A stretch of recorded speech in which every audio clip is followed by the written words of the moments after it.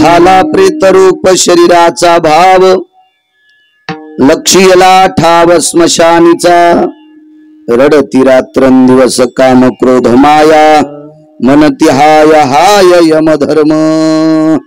प्राप्त प्रसंगी निवडलेला अभंग माझ्या देवतील मालकांचा आहे. मालक हे अभंगाद्वारे नमूद करतात ज्या दिवशी या प्रेताचं शरीराचं रूपांतर प्रेतात होत असतं, दादू थोडा कडक, त्या दिवशी याला घरात ठेवत नसतात. लक्ष्यला ठाव स्मशानीचा, रडती रात्रंदिवस काम क्रोध माया, मनती हाय हाय यम धर्म. आपल्या करता काम रडल, क्रोध रडल, माया रडल, यम हाय हाय करीत नाही आपल्या करता. कारण यम त्या लोकांकरता हाय हाय करतो की ज्यांचं विश्वासासाठी काहीतरी आहे. तुम्ही आणि मी मरणं म्हणजे यमासाठी उंदीर मेले इतकी पण दखल नाही. आपण समजितो माझ्याकडे 100 कोटी 150 कोटी, अरे असे लय नदीला लोळायले 150 200 वाले. हो, रावणाला 7 कोटी घर सोन्याचे होते, त्याला दखल घेतली नाही, तर आपल्या 100 आणि 150 कोटी वाल्यान कशाला शेपटी हलवायची. विठाला विठाला विठाला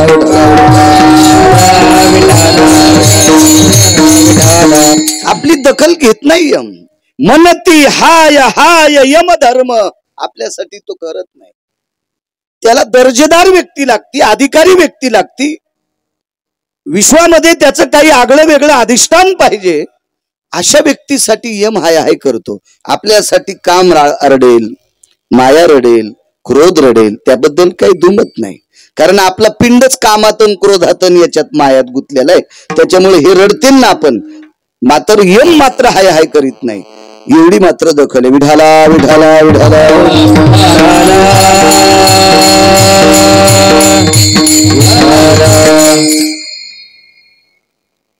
लक्ष्यला ठाव स्मशानीचा. शरीरात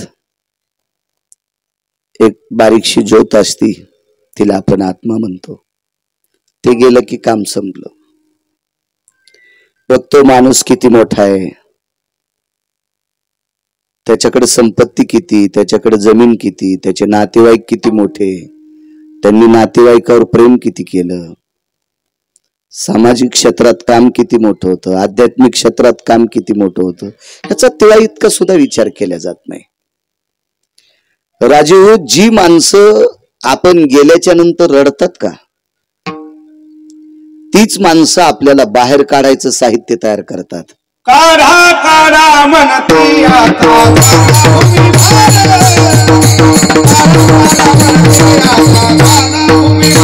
हे काढा काढा म्हणती आता झाला भूमिभार, काढा काढा म्हणती याचा झाला भूमिभार.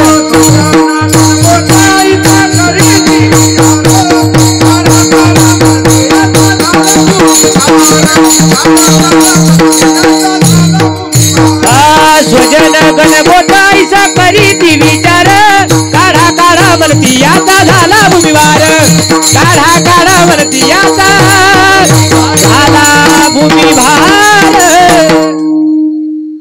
स्वजन गणगोत, मग भाऊ असतील, बहिणी असतील, मुलं असतील, मुली असतील, संसारातले कोण कोण लोक असतील, भावकी तर भावकी असू द्या, काही विषय नसते, पण संसारातली माणसं सुद्धा बाहेर काढायचं साहित्य हेच काढतात. दिवा करतील, मुटका करतील, दाणे काढतील, ताट काढतील, गंध कालवतील, सुतुळी आणायला माणसं पाठीतील, गुलालाची पुडी आणतील, ते 2-4 येळू आणतील, आडवे 2-3 काय असतील ते सगळे त्याच्यावर टाकायला पेंढे असतील. हे कोण पाकिस्तान मधून येतात का लोक? आपलेच. काढा काढा म्हणती याचा झाला भूमिभार. माणसाच्या जीवनात एक गर्व संपला पाहिजे राजू. बऱ्यापैकी लोकायला स्वतःची एका आगळे वेगळे गणला आलेत, मी आमका मी तमका. काही नाही, तू ज्या दिवशी जाशील त्या दिवशी तमका नाही नामका नाही, काहीच नाही. तुला एक जण म्हणला, महाराज माझ्याकडे बेडरूम आहे, 55 लाख रुपयाची बेडरूम आहे म्हणे. असेल वा तू पैशावाला माणूस आहे, काय विषय त्याला. मला एक जण भेटला, ते म्हणला मी 75,000 रुपयाचा बूट घालतो. काय हरकत नाही म्हणलं. तू हे पाय येते ना आमचे पाय येते, तू 75,000चा म्हणजे काय देवघरात थोडा तुटाय तू काय. याच्यात काय एवढी मोठी गोष्ट असेल, त्याला काही सोन्याची लेस असेल, चांदीच्या दोऱ्या असतील, अजून काय असेल, ठीक आहे. आता 55,000चा बूट घालणारा आणि 75,000चा बूट घालणारा काय शेतात थोडा येतो कांदे लावायला. ठीक आहे, मान्य आहे म्हणलं, काय हरकत नाही. तरी पण तुला गेल्यावर घालता येत नाही. हा तुझ्या नावानं देव बापाला देतील. राजू काका नाही ना आले अजून. तुझ्या नावानं देव बापाला देतील, पण तुला घालता येत नाही. तू जिवंतपणी केवढ्याचा घालायचा ते घाल. एवढ्या मोठ्या लाख रुपयाचं माझ्याकडे बेडरूम आहे म्हणे, लक्झरी बेड आहे माझा. किती कनी लाखाची गादी, काय तिला मॅग्नेट, काय आमक, बटन दाबल्यावर मान वरी जाती, पाय वरी जाते. आता काय असेल त्याचं ते सांगत होता मला. जर पैशाचं गंडल आलेलं होतं त्याला, आणि मलाही त्याच्या जवळ सीट भेटल्यामुळे त्याचं ऐकावं लागत होतं. नाही तर इतक्यातून तू याचं ऐकायला गिरगावकर रिकामाय होय. असे तर आम्हाला कुंटलन भेटले. पण ते असं सांगत होता. शेवटी मला नाही राहवलं. त्याला माहितच नव्हतं हे गिरगावकर किती रगिले म्हणून. त्याला सांगितलं, राजा 55 लाखाचं जरी तुला बेडरूम असेल, पण तुझे पोरं तुला शेवटी त्याच्यावर झोपीत नाहीत. कुठं निजविती स्मशानी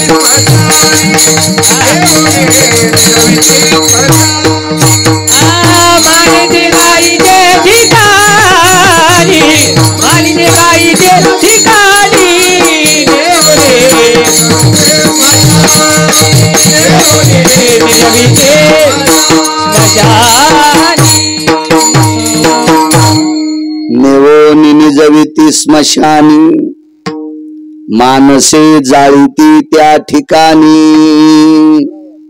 आपण किती लाखाच्या गादीवर झोपत होता हे सांगायचंच नाही. शेवटी जिथं माणसं जाळतेत तिथं नेऊन झोपीत येत.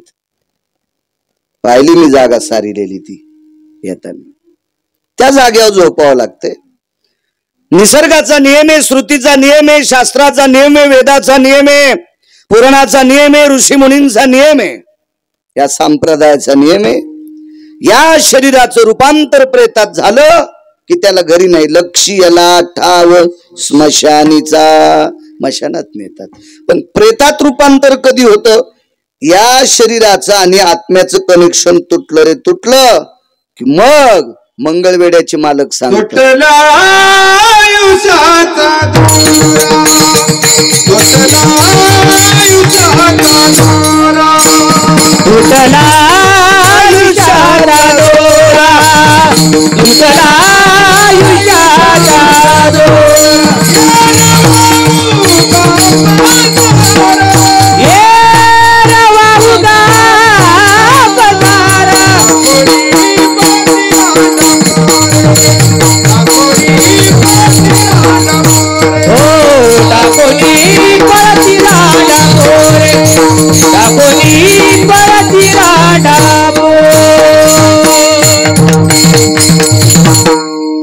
ज्या दिवशी या शरीराचं कनेक्शन संपर्क शरीराशी संपतो आत्म्याचा, तुटला आयुष्याचा दोरा हेर वावगा पसारा, त्या दिवशी सगळा त्याचा पसारा ठरतोय.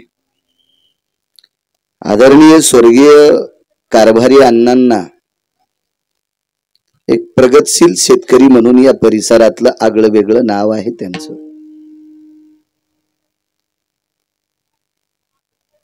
बऱ्यापैकी इष्ट मित्र सजन सखे सोयरे दायरे यांच्याशी जिव्हाळ्याचं नातं आहे. परम पावन अधिष्ठान इथे एक फार मोठं पवित्र पीठ आहे, देवगड. सद्गुरु मुक्त कैवल्य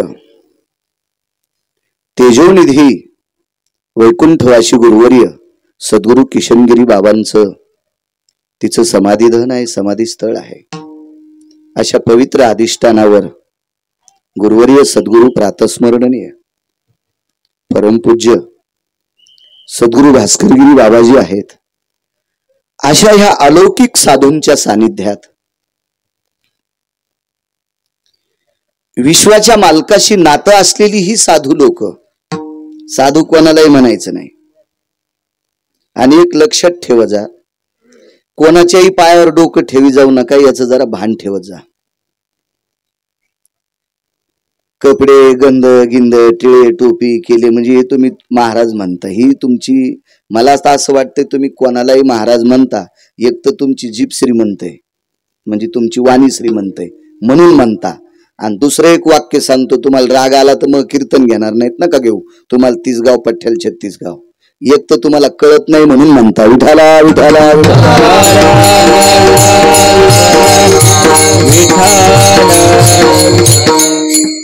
पवित्र अधिष्ठान. माझ्या छोट्याशा मतीने गुरुवर्य भास्करगिरी बाबांना मी शांती ब्रह्म म्हणतो. ते याही उपमेच्या पलीकडचे आहेत. अशा सद्गुरु भास्करगिरी बाबांच्या वैकुंठवासी स्वर्गीय मुक्त कैवल्य किशनगिरी बाबांच्या बऱ्यापैकी त्या भक्त परिवारातले, त्यांच्या सानिध्यातले दर्शनाचा योग असा लाभलेले आदरणीय स्वर्गीय कारभारी अण्णा. वारकरी संप्रदायाची सुद्धा फार मोठा त्यांचा जिव्हाळा. एक अंतःकरणात त्यांच्या भाव विटेवरच्या मालकाविषयी, गोरगरिबाविषयी तळमळ, सगळ्यांना सल्ला देत असताना सात्विकतेचा सल्ला द्यावा, प्रत्येकाला आपलं म्हणून एका जिव्हाळ्याचं नातं हृदयाशी लावून त्याला गोड अशा प्रकारचा सल्ला द्यावा, असे एक व्यक्तिमत्व स्वर्गीय वैकुंठवासी कारभारी अण्णा यांचं प्रथम पुण्यस्मरण आहे. अशा शेतीशी नाळ असलेले, कारण शेतीशी नाळ ठेवणं अत्यंत गरजेचे आहे. एक महाराज भेटले मला, ते म्हणले महाराज मला शेती काही कळतच नाही. मी म्हणलं तू एक कीर्तन ठेवणारे हरामखोर येत, तुला शेती कळत नसल तर तुला पाकिट देणारे नालायक आहेत, बुजदिल आहेत, भडवे आहेत म्हणलं. ते या महाराष्ट्राच्या मातीतल्या वारकऱ्याला जर वारकरी नाही म्हणणार, वारकरी संप्रदायात काम करत असेल आणि त्याला शेती कळत नसेल तर तो एक नंबरचा भडवा आहे. विठाला विठाला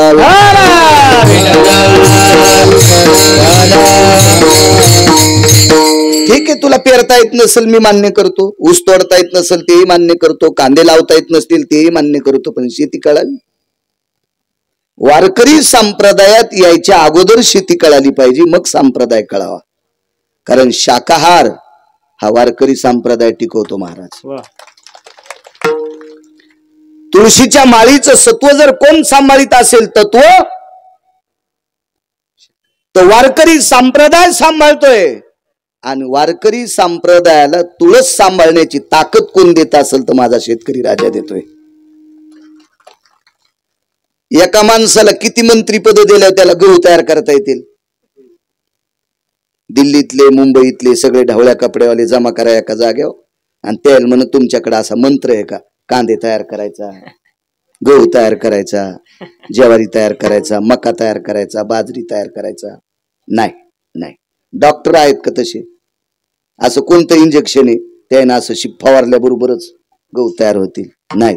शैक्षणिक क्षेत्रातले नाही, वैद्यकीय क्षेत्रातले नाही, शैक्षणिक क्षेत्रातले नाही, राजकीय क्षेत्रातले नाही, अजून कोणत्या कोणत्या कला क्षेत्र वगैरे क्षेत्र असते ना लक्ष्मण भाऊ, हे भरपूर क्षेत्र हे करू शकतात का? नाही. आपल्या क्षेत्रातले तरी असे किती महाराज एका जागेवर झाल्यावर त्यानं असं फू केल्याबरोबर गावाची रास तयार होईल? नाही होऊ शकत. मग महाराज आपल्याही गळ्यातली माळ साबूत ठेवण्याची ताकद शेतकरी राजात आहे. हो. आणि वारकरी संप्रदायाशी निगडीत असं गोडसं काम स्वर्गीय कारभारी अण्णांनी केलं. मला वाटतं प्रत्येक कीर्तनकारांनी 5-4 मिनिटं शेतीवर बोललं पाहिजे. कारण तू याच्याकरता बोलत जाय, शेतीतलं नाही तुला कळू दे गाजरं काही, पण याच्याकरता बोलत जाय, भविष्यात उद्या तुझे पोरं जर वारकरी व्हायचे असतील तर शेती त्यांना कळावी. माझ्या आळंदीतल्या मालकांनी, माझ्या देहूतल्या मालकांनी, माझ्या पैठणच्या मालकांनी, माझ्या नामदेवरायांनी, या सर्व संतांनी शेतीशी निगडीत वाक्य केले. सुक्षेत्र आणि उलटे बीजही पेरी जे गोमटे, आलोट फळ भेटे परी वेळे की गा. काय ताकद. निवडोनी तन शेती करावी जतन, करावी जतन शेती करावी जतन. निवडोनी तन शेती करावी जतन. ऊस कांदा काळा, ऊस कांदा एक आळा, स्वाद दोन्हीचा निराळा, दोन्हीचा निराळा, स्वाद दोन्हीचा निराळा.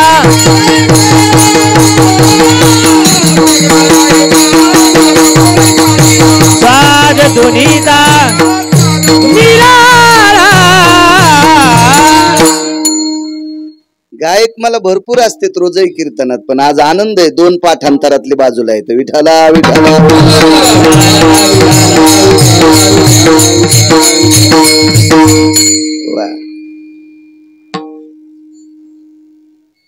एका आळ्यात 2, पण स्वाद दोन्हीचा निळा.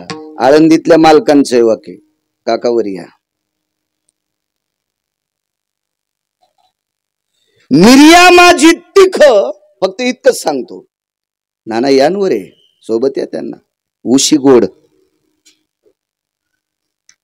जीवन जैसे उदक. हे पाणी जे उदक आहे ना, हे जीवन आहे माणसाच्या जीवनातलं. मिरिया माझी तिख, उशी गोड. काय शेतीचं तत्व सांगितलं. या मातीची ताकद किती, काय फिल्टर असेल हो तिच्यामध्ये. हेच पाणी याच शेतीला घालून उसाला जर दिलं तर ते गोड तयार होते, आणि हेच पाणी मिऱ्याच्या झाडाला घातलं तर ते तिखट तयार होते. काय तत्व आहे शेतीतलं. काल परवा एक जण आला, म्हणला मी कृषी क्षेत्रातला अधिकारी आहे. म्हणलं रबीतला आणि खरीबातला फरक ते अजून शिकलोच नाही. तर कोण म्हणलं तो सोंबळ्या, तुला कोण पास केलं रे, त्याचं नाव दे मला, फोन दे त्याचा मला, नाहीत माझ्याकडे घेऊन ये. त्याला इतका लाल करतो विठाला विठाला. ज्याला रब्बीतला आणि खरीबातला फरक कळत नाही त्यानं आपल्या नाकात काड्या घालावा, आणि आपणही त्याला साहेब म्हणावं. आपल्यालाही लाज वाटायला पाहिजे. आपल्याही गोळ्या संपल्यात असं समजायचं. विठाला विठाला. काय ताकद आहे महाराज या संप्रदायातल्या लोकांची. आता लोक सांगतील गुडघे इतकाले सॉक्स घातलेले, पाणी आडवा पाणी जिरवा. 400 वर्षापूर्वी माझ्या पैठणच्या मालकाने सांगितलं, अनवरत मेघ जळा, धरणे बांधो निघाली जे तळा. तुमच्या कामापेक्षा शिल्लक पडलेला पाऊस, अनवरत मेघ जळा. आता गरज नाही तुम्हाला पाण्याची, धरणे बांधो निघाली जे तळा. हे 400 वर्षापूर्वी सांगाव. 400 वर्षापूर्वी इतका हा जलाशय निर्मावी, महावने लावावी. काय ताकद महाराज. पिशीत बी घेतलं पेरायला. तुमच्याकडे तिफन म्हणतात का पाभर, पाभर पाभर बैलगाडीत टाकलं. हेजू काका बी टाकलं बैलगाडीत, बैल झुपले, कासरा खुटल्याला बांधला आणि तंबाखू चोळायला. सोंबळ्या तू शेती करायच्या लायकीच आहे का. बसला तंबाखू चोळीत, आणि शेजाऱ्याला म्हणला या पुन्हा. तुकोबारायने यायला लय हाणलं. कसं कसं कसं पेरण करा म्हणले. प्रेत जरी पडला असल, पडेधा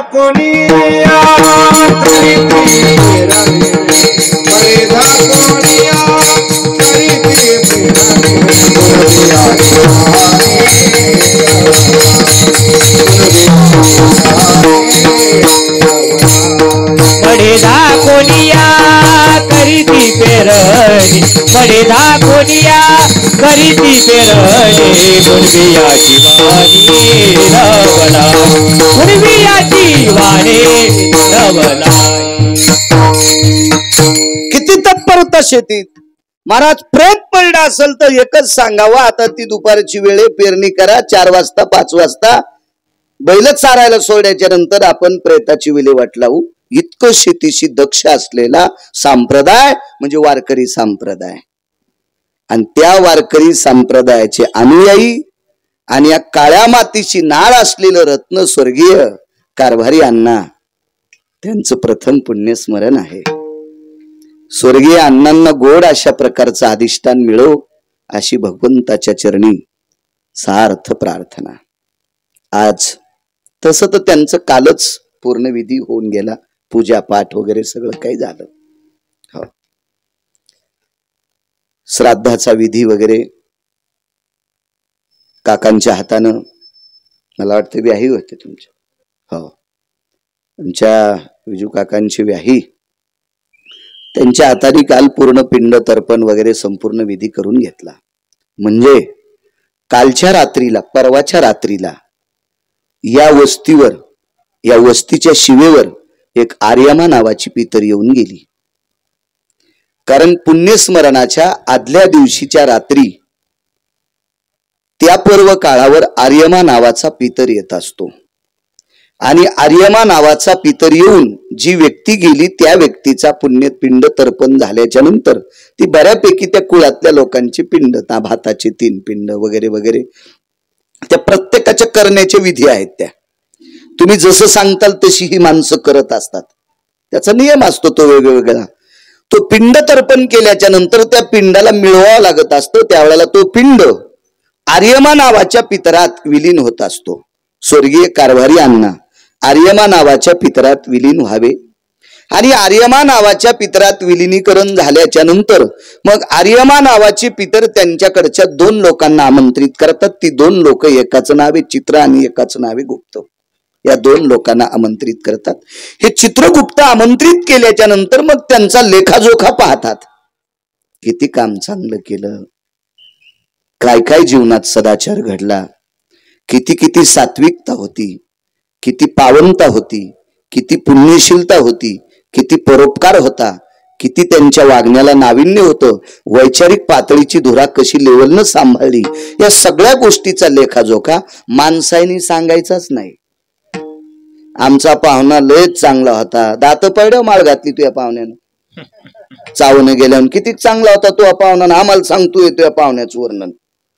हे तुम्ही आम्ही सांगायचंच नाही काका. हे तुम्ही आम्ही आपला तुपला स्वार्थ समजतो, मितूपणा लक्षात घेतो. म्हणून पंढरपुरातल्या मालकांनी तुमच्या माझ्या सारख्यावर विश्वास ठेवलाच नाही.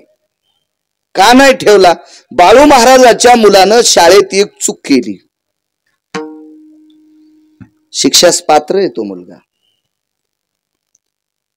पण आध्यात्मिक क्षेत्रात जरा बराशी ओळख, 2-4 तालुक्यात लोकांना नाव माहीत, हे बाळू महाराज गिरगावकर त्यांचा मुलगा. लगेच मग तिथल्या HM ला फोन जातो, साहेब तो माझा मुलगा आहे. बर बर बर बर काय हरकत नाही, बरोबर तुमचा आहे का? ते HM गादडा. चूकच असावी. नाही भिड भाड तो का म्हणे साना थोर. महाराज सासूच्या हातानं जरी दुधाला मिठाचा हात लागला तरी दूध नासतंय, आणि सुनेच्या हातानं लागला तरी दूध नासून जाते. चूक असते ती मोठ्यानं करू की लहान्यानं करू. पण काय होतं माहितीये का, जरा सद्दम गिरगाव करायचा नाही ना साहेब, ते आपला मुलगा आहे, तुम्हाला माहितीये का. असं महाराजाचं कोण भूत ऐकत नाही, ऐकत येत फक्त ढवळ्या कपडेवाल्याचं. आपल्याला बी ढवळे बी कपडे आपल्यालाही असते, पण त्यांच्यात आणि आपल्या कपड्यात लय मोठा फरक असतो. हो, म्हणून माणसं लबाड्या करते विजू काका, नानाश्री. म्हणून पंढरपुरातल्या मालकानं कोणाचाच विश्वास ठेवला नाही. त्यानं प्रत्येक माणसासोबत 2 गडी ठेवलेत. ते त्याची गडी आहेत, ते तुम्हाला काही मागित नाहीत, तुम्हाला त्रास देत नाहीत. ह्या खांद्यावर एक बसलेला आहे, इकडच्या खांद्यावर त्यांचं नाव आहे चित्रगुप्त. बायोडाटाच पडतो पुढे. मग सांगते ते, मग त्या सांगितल्यानुसार जन्माची प्रक्रिया, पाप पुण्य समान समी तरी पावी जे कर्मभूमी. आपलं पाप किती आहे, पुण्य किती आहे, पुण्य जर जास्त झालंय का, पाप जास्त झालंय का, त्यानुसार काही काही गोष्टी असतात. मध्यंतरी काही काही भागात माणूस मेला की असं पीठ टाकायचे एका जागेवर, त्याला जिथं बसील तर का तिथं असं पीठ टाकतेत, एका ताटानं वाटीनं ते प्लेन साफ करतेत, त्याच्यावर दिवा ठेवतेत आणि वरून टोपलं झाकतेत. आता किती चांगल्या पोत्यात किडे जातात, गावाला खातेत का नाही किडे, किती चांगल्या पोत्यात. लय औषध बेशी फेशी काही टाकलं तर मग पुन्हा धुनारणीच्या बेजाऱ्या, तिला तिला भलतं तकटू ती ज्वारीन गहू धुवा लागते ना, त्याच्यामुळे इतकं बेशी वरून टाकतात. कोणी कोण का होत नाही ते घोषते. मुंग्या तर अशा शहाण्या. आम्ही एकदा गोव्याला कीर्तनाला गेलो, आता तिकडं ते मालवण का काय जवळ आहे, त्या दिले काजू. म्हणले महाराज तुम्हाला एकादशीला काजू मिळालं, मी जास्त खात नाही हो, मी शेंगदाण्यालाच काजू म्हणत असतो. हो, इतके खाल्ल्यावर आपल्याला नाही सुधारायचं काय, पण त्याने ती दिले तर आम्हाला वाटलं आता कधी कोणी आल्या गेल्यावर त्याला वाढी जाऊ, आपल्याला इतकी सवय नाही ती काजू खाची. कोणी पाहुणा आला तर 4-2 त्याच्या पुढे टेकी जाऊ. आम्ही हावसाने एका बर्नीत ठुलेन, बर्नील कुठं शिशिद्र होतं काय माहित, वरच्या नुसत्या खोप्याच राहिल्या, मधलं चट खाल्लं पाहुण्यान. त्या बारकाल पाहुण्या होत्या त्या रांगीत चलत होत्या, त्या मुंग्या सारं खाल्लं त्यानं. मग मला सांगा, त्या डब्यात जर मुंग्या गेल्या तर टोपल्या खाली मुंग्या जाणार नाहीत का? आणि मुंग्या 2-4 अशा त्या पिठावून फिरल्या की लगेच एक शहाणी बाई येते तंबाखू चोळीत. बाई जिजा मुंग्यांच्या जन्माला गेले, पहा ही तुकाराम महाराजाची चुलतीच ही सांगती, जिजा मुंग्याच्या जन्माला गेले. असं नसतं द्वारकाबाई, हे तुमच्या आमच्या हातात नाही जन्म. वर्ष संवत्सर प्रति वर्ष झाल्याच्या नंतर आर्यमा नावाचे पितर विलिनी करून घेत असतात. आणि मग इथून पुढचा काळ आदरणीय स्वर्गीय कारभारी अण्णांना मग पुढच्या जन्माचा जीर्ण सांडीजे नूतन वेढीजे उपजेते नाशे नाशिले ते पुनरपी दिशे घटिका यंत्र जैसे परिभ्रमेगा. मग पुढचा काल तो त्यांना कसा जन्म तो भेटत असतो. तरी पण सामाजिक क्षेत्रामध्ये शेतीशी नाळा असलेलं, वारकरी संप्रदायाशी स्नेह असलेलं, एका पवित्र पीठाशी त्यांचा गोडसा असा संपर्क असलेलं आदरणीय स्वर्गीय कारभारी अण्णा, त्यांना गोड अशा प्रकारचं अधिष्ठान मिळो. अजून एकदा पितृलोकांच्या चरणी प्रार्थना करतो. त्यांच्या कुटुंबांना ते शरीरानं जरी गेले असतील तरी पण त्यांचे जे सुपुत्र आहेत, त्यांची कन्या आहे, भाऊबंद आहेत, पुतण्या आहेत, आधी करून बऱ्यापैकी मोठासा परिवार आहे, त्यांच्या धर्मपत्नी आहेत, ते शरीरानं जरी गेले असतील पण आशीर्वादाच्या रूपानं कायमस्वरूपी या कुटुंबात अण्णा कायमस्वरूपी आशीर्वादाच्या रूपाने राहो. जसा वारा दिसत नाही पण त्याच्याशिवाय आपण जगू शकत नाहीत, तसं अशा गोडशा सात्विक त्या श्वासाच्या स्वरूपानं या कुटुंबाला गोड अशी गरुडाची झेप द्यावी, अशी आशीर्वादाची लहर स्वर्गीय अण्णांनी या कुटुंबावर ठेवावी, अशी पितृलोकांच्या चरणी पुनश्च एकदा प्रार्थना करतो. आणि माझ्या अभंगावर येतो विठाला विठाला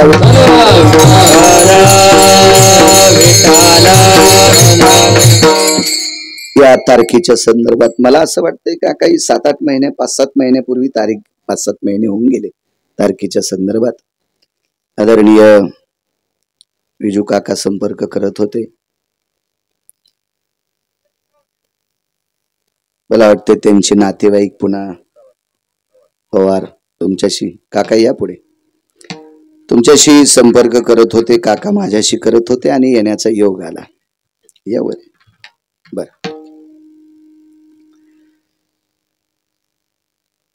आज हजर सुद्धा आहेत. कर्मकांडामध्ये या परिसरातलं वेदस्वरूप वेदमूर्ती आदरणीय राजू काका आणि विजू काका या परिसराला लाभलेलं एक कर्मशील स्थितीतलं एक गोडसं रत्न आहेत. वारकरी संप्रदायाशी अत्यंत निगडीचा जिव्हाळा असलेलं कुटुंब, माझ्यावर अतूट प्रेम करणारं कुटुंब स्वतः तारखेसाठी संपर्क करत होते आणि हजर आहेत. काका तुम्हाला सुद्धा प्रणाम. विठाला विठाला विठाला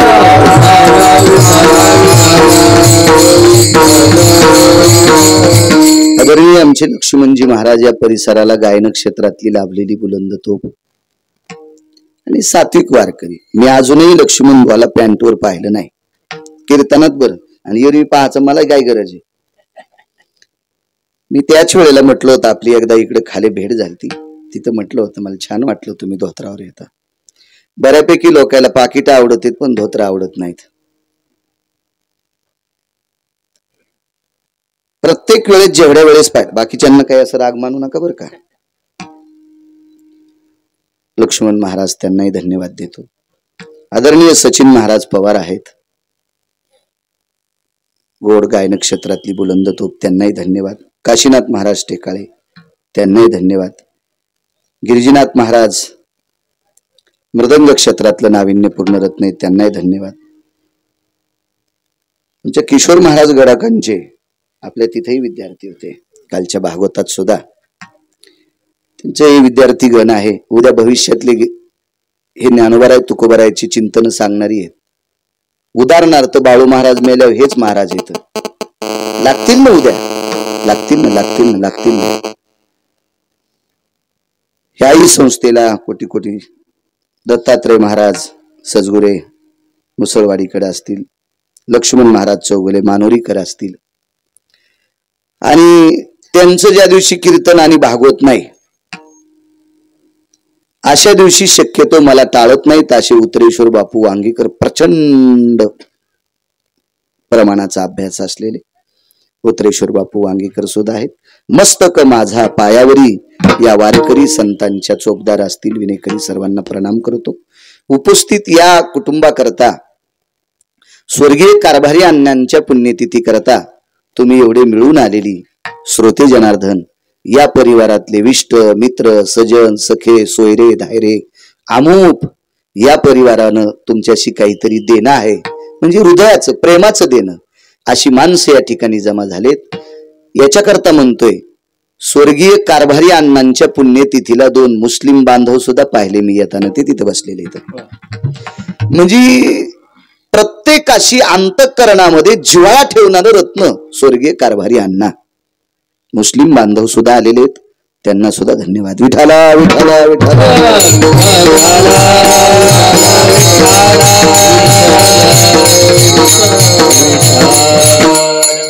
लक्ष्याला ठाव स्मशानीचा. श्रुती नावाच्या व्यक्तीनं काही लोकांना प्रश्न केला, नाही काही लोकांनी श्रुतीला प्रश्न केला. आम्हाला एक विचारायचं म्हणे, विचारा म्हणे काय. श्रुती होती महाराज. चारवाक नावाच्या व्यक्तीनं श्रुतीला शिव्या दिल, त्या श्रुती नाही काही बोलली. तर तत्ववेत्यांनी श्रुतीला विचारलं, श्रुती तू श्रुती आहेस आणि चारवाकांनी तुला शिव्या दिल्या. ती म्हणे चारवाकांना शिव्याशिवाय काही येतच नाही ना, आणि माझा योग आला चारवाकाच्या जवळ जाण्यासाठी, त्यावरती ते शिव्यात देणार ना महाराज. बघ त्याच्यामुळे त्यांना आता कुत्र चावलं, कुत्र्याला चावण्याशिवाय काय येतंय? आपण जपायचं कुत्र्याला. नाही म्हणले घाणीतून वास येतो, मग घाणीतून दुर्गंधी येते ना, सुंबळ्या तू जाऊ नको तिथं. श्रुती आहे. श्रुतीला प्रश्न केला काही लोकांनी, आईसाहेब आम्हाला एक विचारायचंय की अशी एखादी लेवल आहे का, पैशाची म्हणा, सत्तेची म्हणा, विद्वत्तेची म्हणा, काही बाहुबळाची म्हणा, माणसाच्या संग्रहाची म्हणा, असं एखाद्याकडे पाठबळ असल्याच्या नंतर त्याचं शरीर मशानात नेत नाहीत असं एखादा आहे का? श्रुतीनं सांगितलं जगात नाही. ज्यानं सृष्टी चालवण्यासाठी जीवदशेत मध्ये आलाय, विश्वाचा बाप. कारण देव हा तुमच्या आम्हाचा कारभार चालवण्यासाठी देव रूपात येत नसतो, तो जीवदशेत येत असतो. भगवान प्रभू रामचंद्र जर माणूस दिसत असतील तर कोण म्हणायचं जीवदशेत आहेत. गोपालकृष्ण माणसासारखे दिसत असतील तर जीवदशेत आहेत. आणि जीवदशेत आलेला जगाचा बाप, त्याला सुद्धा या सृष्टीत थांबता येते.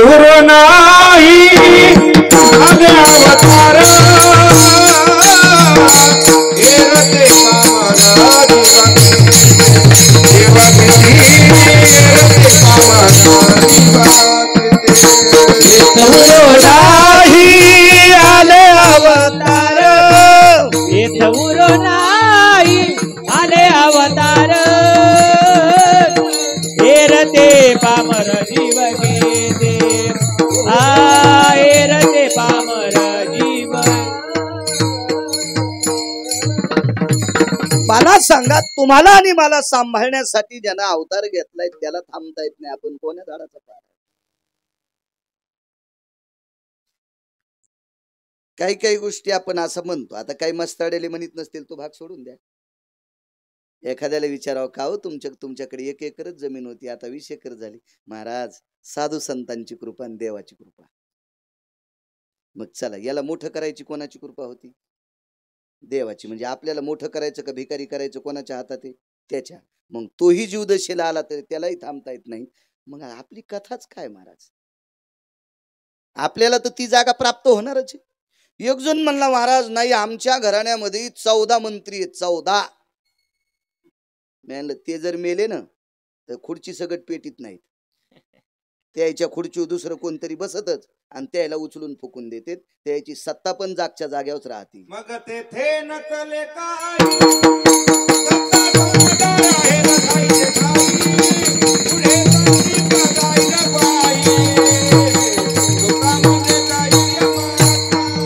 मग तेथे नसले काही संपदा राहील ठाईचे ठाई पुढे संचित जाईल ग्वाहे तुका म्हणे संयम भगत तेथे न चले काही सत्ता संपदा राहील ठाईचे ठाई. तिथं काही चालत नाही, कोणाचंही ऐकत नाहीत. एकदा प्रेतात रूपांतर झालं रे झालं. लक्षीयला ठाव स्मशानीचा. आपल्या क्षेत्रातला एक जण मला म्हणला, मी गाथा पाठ केला. मग कस आम्हाला आणतो का? तू गाथा पाठ केला मग तू गाडी आमच्या अंगावर घाल. एक जण म्हणला, महाराज मी पण ज्ञानेश्वरी पाठ केली, मी उलटी म्हणतो. म्हणलं, सोयीस म्हणून मिळ धकन, तू उलटी म्हणून कसा धकायला? ठीक आहे, तू ज्ञानेश्वरी पाठ केलीस, गाथा पाठ केलास, महाराज हे सांगायचंच नाही. मला गाथा ज्ञानेश्वरी वाचण्यासाठी माणूस केलं इतकं सांगायचंय.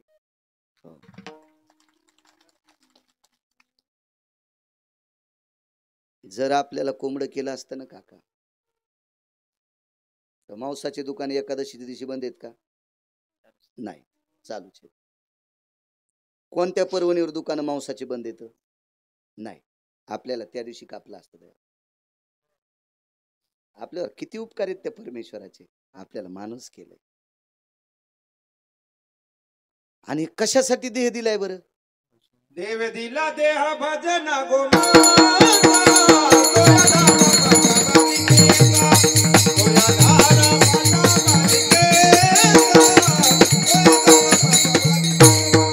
देवे दिला देह भजन गोमाता तोया बाधिकेता झाला पाटा बाधिकेता झाला पाटा बाधिके. देवे दिला देह भजना गोमटा. काही माणसं असं म्हणतील, राजू काका, की हे या ह्याच्यात मिळून घ्यायलेत आपल्याला. असं नाही सुमळ्या. टाळ वाजिल्यावर भजन होते असं नाही. हातात माळ घेऊन जप केल्यावर भजन होते असंही नाही. दिंडीत गेल्यावर भजन केल्यावर भजन होते असंही नाही. चांगलं बोलणं याचं नाव भजन आहे. साच आणि मवाळ शब्द जैसे कल्होळ अमृताज. 1.5 एकर जमिनीची 40 एकर जमीन केली एका म्हाताऱ्यानं. 40 एकर जमीन. कधी सुपारी तोंडाला लावली नाही, बडीशोप लावली नाही, लवंग लावली नाही. इतकं साधं जीवन जगला. म्हातारीनं प्रचंड काम केलं. प्राप्त झालेला अर्थ ठेवत होते आणि जमीन घेत राहिले. एक मुलगा होता, शिकवलं, मोठा केला, नोकरी लागली. त्याला बायको उचकानाची भेटली. म्हणजे अशी टेपनं नव्हते कान उचतीचे, स्वभावानं उचकानी होती. तेव्हा माणसाकडे किती पैसे आहेत ते सांगूत नका कडे. तुम्ही जगाला कोणालाही तोंड देताल, पण संसारातल्या लोकांना तोंड देता येत नाही. कारण मी काय संन्यासी नाही. आणि संसारात छिद्र नाही असा संसारच नाही. ग्रह छिद्र प्रत्येकाला असते. पंढरपुरातला मालक प्रपंचात पडला तर त्याच्याही संसाराला छिद्र होतं. झालं ते एके दिवशी भांडण, बोवावरीन बाई खाली, जगाचा बाप वरी आणि आईसाहेब खाली आलत्या दिंडीरवनात. तर तुमची आमची काय कथा आहे? आम्हाला 1 कोटीचे कांदे झाले. मुकाट्या बस कांद्या, तुला होऊ द्यायचेत का सगळे आजार पाडून जाळायचेत? हे ज्याच्या हातात आहे त्याचं इचकलंय. तुमचं आमची काय कथा आहे? ज्याचं नाव घेतलं आपलं बरं होतंय. 6 महिने 27 दिवस बाईसाहेब जवळ नाहीत. इथे दाताच्या राक्षसनी जवळ सीता आईसाहेब आणि मालकही बिना चपलाचे फिरायले. तर तुमची आमची कथा कुठं लाईता चिटकीता? आपलं आहेच काय ते? संसारात पत्नी ज्याच्या चांगली भेटली, चांगली म्हणजे रूपान नाही सांगायलो मी, स्वभावानं, त्याला रोज ऊस तोडायची वेळ आली तरी त्यानं स्वर्गात समजायचं. आणि ज्याच्या बायको कर्कश भेटली का तो बंगल्यात जरी राहत असला तरी समजायचं मसन वाट्यात. कर्कश संगती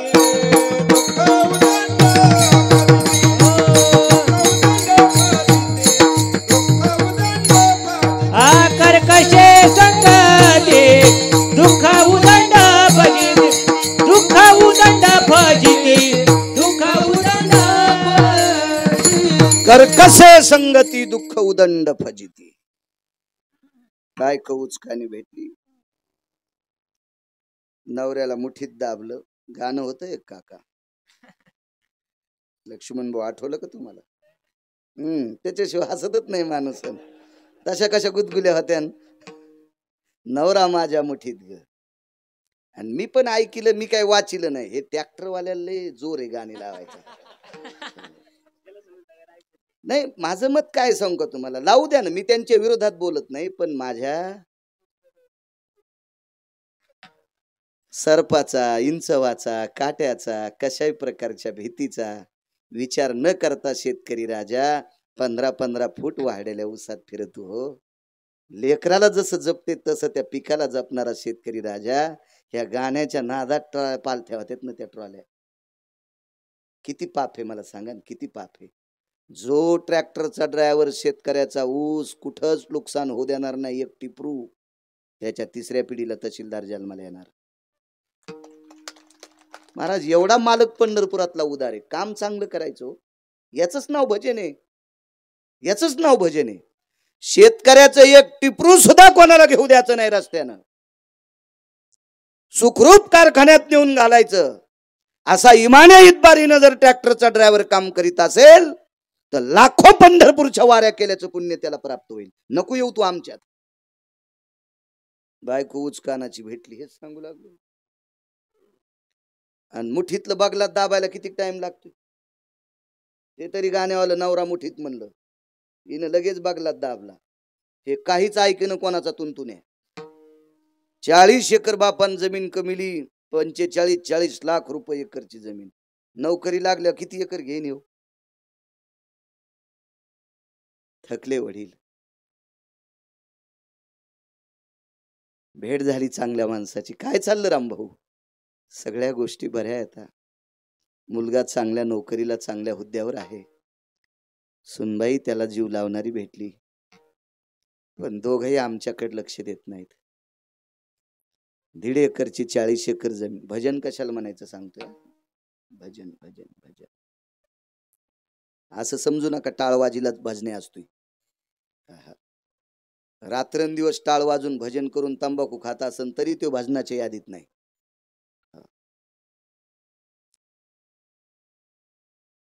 बोलत नाहीत मुलगा मला, मुलगी सुनबाई बोलत नाही. बर, साधा व्यक्ती गावातला, त्याच्याकडे जमीनही नव्हती 40 एकर. त्याच्याकडे जी 1.5 एकर होती ती 1.5 एकर. त्याच्या ठिकाणी तालुक्यात बंगला होता. त्या बंगल्यात मुलगा आणि सून या व्यक्तीची राहत होती. ती व्यक्ती गेली. दोघं समवयस्क होते, रामभाऊचे मित्र. गेल्याबरोबर या या काका या या. बायकोला सांगितलं, अगं हे माझ्या बाबांचे मित्र आहेत. बर विवेक, बर. तिथे विवेकच म्हणू लागली त्यांना. तर मी लागलीच म्हणलं, ही कोण बहीण आहे का तुझी? नाही म्हणलं, माझी बायकोची. म्हणलं वा वा. नवऱ्याला जर नावान बोलत असेल तर वा. ही ज्याच्या शेजारी राहत असेल त्याचं घर आपण मग ते जळण, ही पद्धत नाही ना आपली. आणि जर नवऱ्याला जर नावानं बोलत असेल तर तिनं संक्रांतीच्या दिवशी वाण देऊ नये, तिला अधिकार नाही देण्याचा. एखाद्या वेळेस तुम्हाला वाटत असेल गिरगावकर कडक बोलतोय, बोलू नका. मी तुम्हाला कुठं पत्र पाठवले माझे कीर्तन घ्या म्हणून? तुम्हाला आनंद वाटेल असं कीर्तन मुळीच करणार नाही. माझं कीर्तन माझ्या पंढरपुरातल्या मालकाला आवडावा, त्याच्या नावानं मी 2 टायमाच्या भाकरी खातोय. तुम्हाला चोंबाळण्यासाठी कधीच कीर्तन करणार नाही. विठाला विठाला विठाला.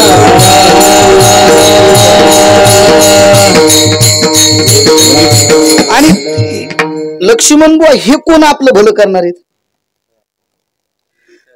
आम्हाला आमचं जर भलं करायची ताकद तुमच्यात असती तर तुमच्या गोळ्या सोड्यात संपल्यात, तुम्ही तुमचे नातेवाईक भले केले असते ना.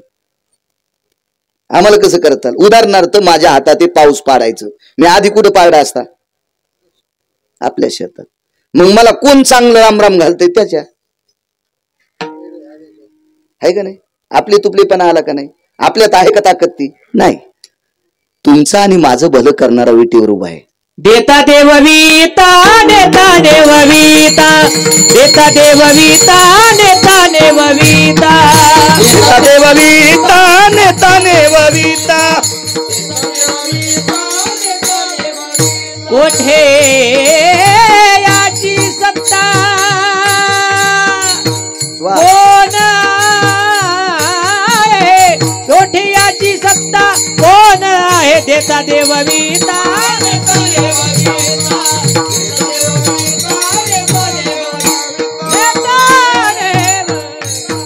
काय ताकद? देणंही त्याच्या हातात आहे आणि हिसकून घेणंही त्याच्याच हातात आहे. सगळं भलं मोठं करणारा तो आहे. बायकोला सांगितलं माझ्या बाबांचे मित्र आहे ते, दोघं सोबत शिकले वगैरे वगैरे, 1ली 2री 3री काय शाळेत सोबत होते. सविस्तर बोलणं झालं. चहा आला. काय दूध चहा कॉफी काय घेत असेल ते म्हातारं. त्यानं सांगितलं दादा. साहेब म्हणलं. आहो जाऊ साहेब एक बोलू का? ते म्हणलं काका मला तुम्ही आव जावं का घालता? ऐका साहेब तुम्ही मोठी माणसं आहात, एक बोलू का तुम्हाला? तुमचे बाबा आणि मी कळते झाल्याच्या नंतर आमचे दोघांचे बाबा मेले आणि माझ्याही वडिलांनी मला 1.5 एकर जमीन कमवून ठेवली होती आणि तुमच्या बाबांच्या वडिलांनी म्हणजे तुमच्या आजोबांनी तुमच्या वडिलाला 1.5 एकर कमी ती, पण तुमच्या वडिलांनी 1.5 एकरची 40 एकर केली. मी 1.5 एकर ठेवली. मला नाही यश आलं रे साहेब, मला यश नाही आलं. पण मला यश नाही आलं माझ्या मित्राचा तू मुलगा आहेस राजा, तू साहेब झालास. मी तुला मागायला नाही आलो. मी एकच तुला विनंती करतोय, अंधारात तुला प्रणाम करतोय. 1.5 एकर जमिनीची 40 एकर जमीन तुझ्या बाबानं केली. कधी मधी बापाला फोन लाई जाय रे, कधी मधी बोलत जाय त्या बापाला, विचारी जाय रे त्या बापाला, त्याच्या सुखदुःखात सामील होत जाय रे. सणावाराला पाय पडायला जात जाय रे त्या बापाच्या. येतो राजा मी, मग काय काम नाही तुझ्याकडं, येतो मी. निघालो म्हातारं काठी टेकीत टेकीत. येजू काका पश्चाताप झाला. दोघं पती पत्नी गाडीत बसले. खेड्याकडे गाडी वळाली. आईला आणि बाबाला गाडीत बसून तालुक्याच्या घरात घेऊन गेले. ज्या म्हाताऱ्यानं या साहेबाला जाऊन सांगितलं का आणि त्या साहेबानं ऐकून आई वडील आपल्या घरात नेले का, या इतक्या शब्दासाठी 1 कोटी भागवत ऐकल्याचं पुण्य. 1 कोटी भागवत. राजे हो, मी म्हणत नाही तुम्हाला टाळ वाजवा, मी म्हणत नाही तुम्हाला चपला काढून पळत सुटा वाऱ्याला, नाही. तुम्ही घरातल्या लोकांशी चांगलं वागा, याचंच नाव भजन आहे. विठाला विठाला.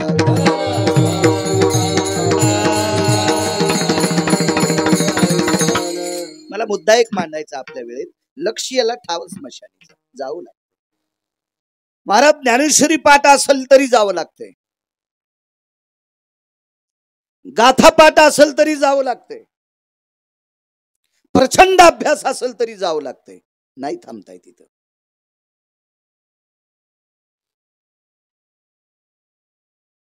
सात्विक सदाचारी पुण्यशील पावन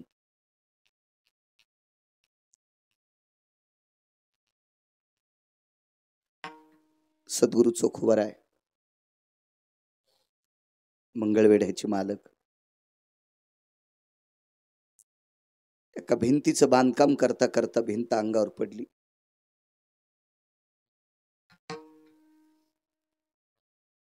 त्या भिंतीच्या ढिगाराखाली, त्या मातीच्या ढिगाराखाली दबल्या गेले आणि मंगळवेढ्याचे मालक श्रीमंत श्री चोखोबाराय यांची प्राणज्योत मालवली.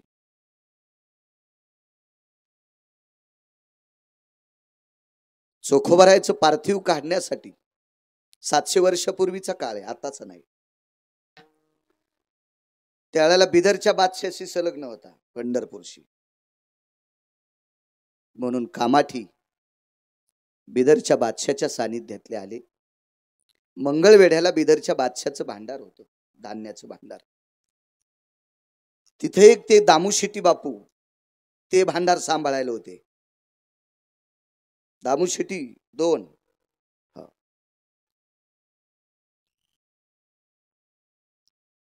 म्हणून बादशाशी बऱ्यापेक्षा असं निगडीत पंढरपूरशी तो बादशाह होता. वैभव होता, राजा होता त्या परिसरातला. भिंत कोसळल्याबरोबर 450 गौंडी एकाच दिवशी मृत्यू पावले. लक्ष्यला ठाव स्मशानीचा. बघ,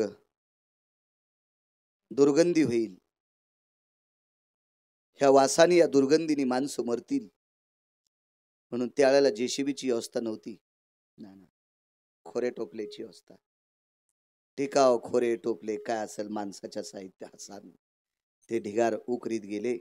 बरेच सापडले की ज्याची त्याला देऊन टाकायची. आपला माणूस ओळखायचा, ती माणसं हजरच होती नातेवाईक. ते सापडल्याबरोबर त्यांनी म्हणावं हे आमचे आहेत, घेऊन जा. 2 दिवस निघून गेली. एका प्रेताच्या अपेक्षेमध्ये एक सात्विक माऊली भिंत कोसळले तर कळाल्याबरोबर आपल्या झोपडीतून अर्ध्या तासाच्या आत तिथं हजर होती. तो दिवस गेला, ती रात्र गेली. दुसऱ्या दिवसाचा दिवस गेला, दुसऱ्या दिवशी रात्र गेली आणि तिसऱ्या दिवशी पहाट उजळली. एका जागेवर गालाला हात लावून बसलेली कपाळाच्या मालकाचं प्रेत कधी सापडेल, कधी सापडेल ते प्रेत.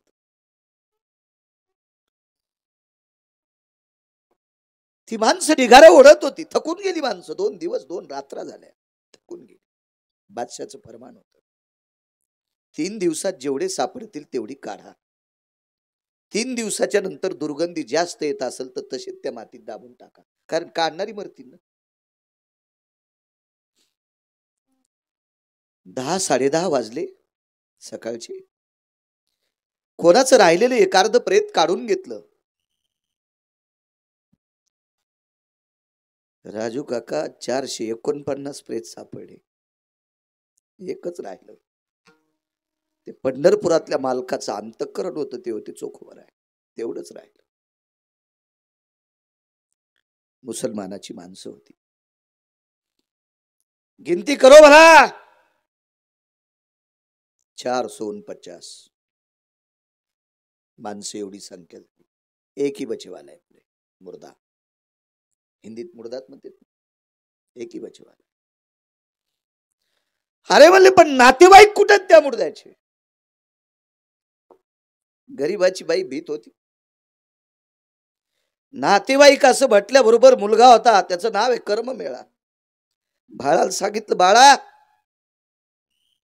विचारनं बाबा भेटतेत का? जुन्या काळातली बाई होती, डोकं भरून पदर घेतलेला. भावनिक, सात्विक, सदाचारी, पुण्यशील, मोठ्यांचा आदर करणारी होती.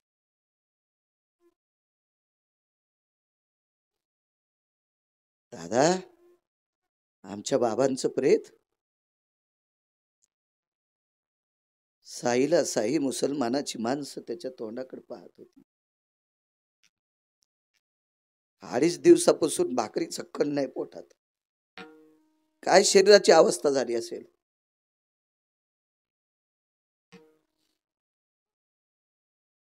आईकडे बघितलं, आई उठली. आणि त्या बाईच्या तोंडातून शब्द पडला मुसलमानाला, दादा मालक सापडून द्या एवढे. अरे दया उपजली आणि खोऱ्याने माती वडायला सुरुवात केली. थकून गेलती 2-3 दिवसापासून, तेही कामाठी थकून गेलती. 5-10 मिनिटं ओढल्याच्या नंतर उतरेश्वर बापू असा संधीशी एक आवाज आला. तो आवाज होता विजू काका चिपळीचा. चोखोबरायच्या कमरेला कायम स्वरूपी चिपळी असायची. आंघोळ करताना पण कमरेलाच खोसलेली असायची. पण रिकाम्या टायमात ती चिपळी घेऊन विटेवरच्या मालकाचं भजन करण्यासाठी ती चिपळी जवळ होती. आणि ते खोऱ्याचं नोक त्या कमरेला चिपळीला अडकलं आणि ती चिपळी खंदीशी वाजली. तेवढ्या अवकाशात सोयराबाईने आवाज दिला, दादा, ए दादा, खोऱ्यान ओढू नकोस रे, कपाळाची मालक इथे येत. धनी म्हणायच्या, धनी. महाराज, पैसे आपल्याकडे खूप आहेत काका. आपल्याकडे चांगली चांगली बंगले येत, चांगल्या प्रतीच्या सुखसोयी येतात, पण आपल्या घरातल्या लोकांसाठी आपण चांगले शब्द वापरीत नाहीत. हे सर्वात मोठं दुर्दैव आपलं. किती प्रगती आहे, कीर्तनाला दम नाही, भागवताला दम नाही, रामायणाला दम नाही, नाना प्रकारच्या परमार्थिक सत्र भरवण्यासाठी दम नाही. कुठं वाणीची श्रीमंती आपल्या. माझं असं वाटतंय, माझं मत आहे, किती बी जरी काम करून नवरा आला असेल शेतातून, तर आल्याबरोबर त्याला एक बादलीभर कोमट पाण्याची पाय धुवायला ठेवा. धनी हातपाय धुवा. धनी शब्द वापरल्याच्या नंतर त्याला जेवायच्या आधी त्याचं पोट भरणार. काय प्रसन्नता आहे आपल्या संस्कृतीमध्ये. इतक्या पावनपणाने, इतक्या प्रसन्नपणाने आपल्या पतीकडे पाहिलं पाहिजे. माझ्या माईंनो, राग येऊ देऊ नका, काल सक्रात झाली. तुमचे देव महाराज नाहीत, तुमचा देव विटेवरचा मालक नाही, तुमचा देव काशीतला मालक नाही, तुमचा देव भगवान गणेश नाही, तुमची देव जगदंबा नाही. जिच्या कपाळावर कुंकू आहे तिचा देव आहे तिचा पती. तिचा पतीच तिचा देव आहे. महाराज, जी स्त्री आपल्या पतीचा आदर करत नसेल आणि नाना प्रकारच्या देवाला मंजुळा आणि पुष्प आणि बेल अर्पण करत असेल, तर ते देवावर दगड टाकल्याचं पाप आहे. येतितैसे दगडावारी मंत्र पुष्प देवासिरी, मंत्र पुष्प देवासिरी, मंत्र पुष्प देवासिरी. ओ येती तैसे दगडवारी मंत्र पुष्प देवा श्री श्री पुष्प देवा श्री श्री.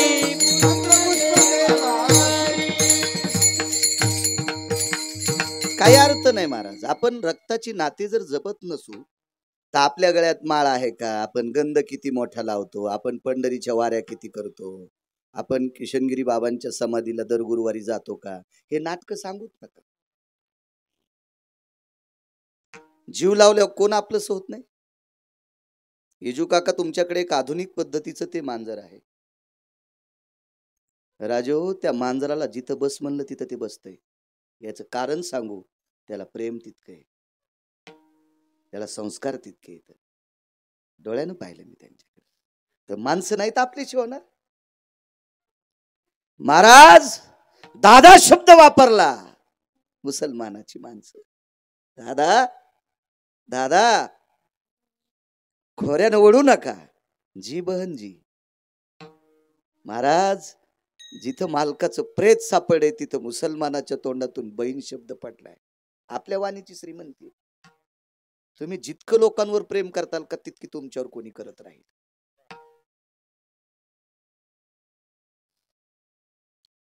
एक माहिती, तुमच्याकडे गाया जास्त असतात काका.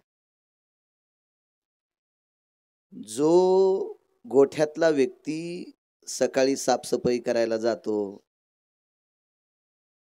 किंवा करू द्या कोणी साफसफाई, पण वेळेची वेळेला पाणी आणि चारा जर ज्या गायाला देणारा व्यक्ती रातच्या 2 वाजता जरी गोठ्यात गेला ना, तर ती गाय त्याला पाहून उभी राहते. आपल्याकडे मोठा अधिकारी आल्यावर बारके अधिकारी ते आल्यावर खुर्च्या सोडून उभे राहतात. पण यांना मेंदू आहे 250 ग्रॅमचा, तितका गाईला नसतो. पण वेळेला चारा पाणी करणारा मालक जर 2 वाजता गोठ्यात आला, गाय म्हैस बैल त्याच्यासाठी आदरानं उभी राहती. म्हणजे पशुला सुद्धा प्रेम कळतंय. आपण का द्यायचं नाही आपल्या घरातल्या लोकांना प्रेम? धनी शब्द वापरला त्यांनी. माझ्या माईंनो एक विनंती करतो तुम्हाला, चपला सगळं दर्शन घेतो, कधीतरी नवऱ्याला मालक म्हणी जा, म्हणी जा मालक, म्हणी जा. मी असं कसलाही बोलणारा माणूस नाही, बोलणार नाही मी तुम्हाला तसं कसं. हे शास्त्र पुरावा वेद ऋषी मुनी याच्याशी प्रणित निगडीत असलेली शब्द तुमच्याशी वापरेल. हा भली एखाद्या वेळेस शिवी पण देईल, ती तुम्हाला देत नाही. म्हणजा मालक, म्हणजा. का मालक म्हणायचं त्याचा एक पुरावा सांगतो, मग येतो चोखोबराकडे. काका बायको कलेक्टर होती, नवरा एका मार्काने गेला नाना, तोही कलेक्टर झाला. नंतर 2 वर्षाला वय होतं नोकरीचं,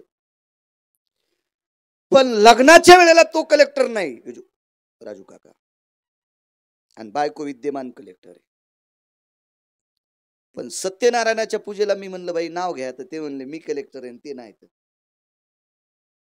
म्हणलं बाई तो कलेक्टर आहे का शेळ्या वळीतोय का गाई वळीतोय का म्हशी वळीतोय, पण तुला त्याचं नाव सत्यनारायणाच्या दिवशी घ्यावं लागेल.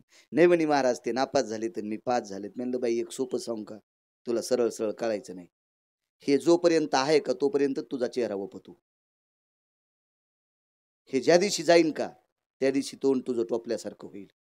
कत विधी नारी सृजी जगमाही, कत विधी नारी सृजी जगमाही, कत विधी नारी तुझी जगमाही, तत विधी नारी तुझी जगमाही.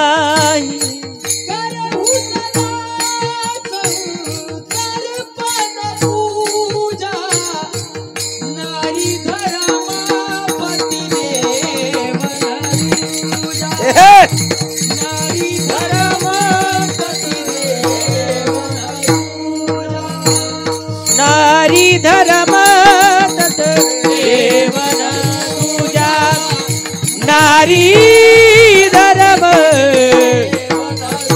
तुझा.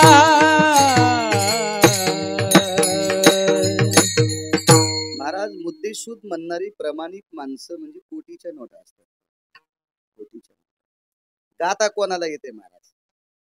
अहो आजही तमाशातल्या लोकांना असं गायलंय तर आजही ते गाणं लागल्यावर 90 वर्षाचं म्हातारं पण गुडघ्यावर बोट वाजवतं. कोणाला गाता येत नाही? फिल्मी सृष्टीतले लोक किती गातात. आपल्या क्षेत्रात गाण्याला किंमत आहे राजू काका, पण प्रमाणाला कीर्तनात जास्त किंमत आहे. एका कीर्तनामध्ये 49 मिनिटं चाल चालली, तोरक माणसं 1-2 बाऱ्या जाऊन आले, आणि चाल झाल्यावर कीर्तनकार बोलायला लागल्यावर ते झोपी गेले, पण ते खांब धरायला होते म्हणून पडले नाही. गायकाची चेष्टा करतोय असं नाही महाराज. या क्षेत्रात प्रत्येकानं कीर्तनकार बोलत असताना आपण केलेल्या अभ्यासाची कसोटी चौकस, आणि कीर्तन हे अर्थदृष्टी ठेवून ऐकायचं असतं बरं का. अर्थदृष्टी आम्ही तर का ठेवायची, आपण अर्थदृष्टी का ठेवायची? आपलं 2 होते त्याच्यात, यांचा नुसतं परमार्थ होतोय, आपला परमार्थ अधिक संसार होतोय. मग आम्हाला लाज वाटायला पाहिजे, आम्ही अर्थदृष्टी ठेवून आपण करायला पाहिजे. यांचा फक्त परमार्थ आहे. जाताना यायला पैसे आहेत का?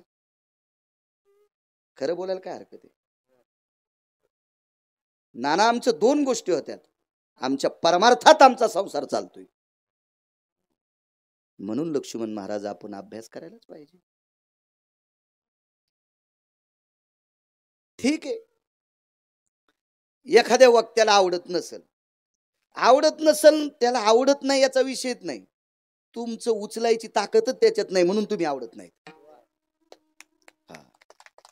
तुम्ही दिलेल्या प्रमाणाची आकलन शक्ती त्याच्याकडे नाही बुवा, म्हणून त्याला आवडत नाही.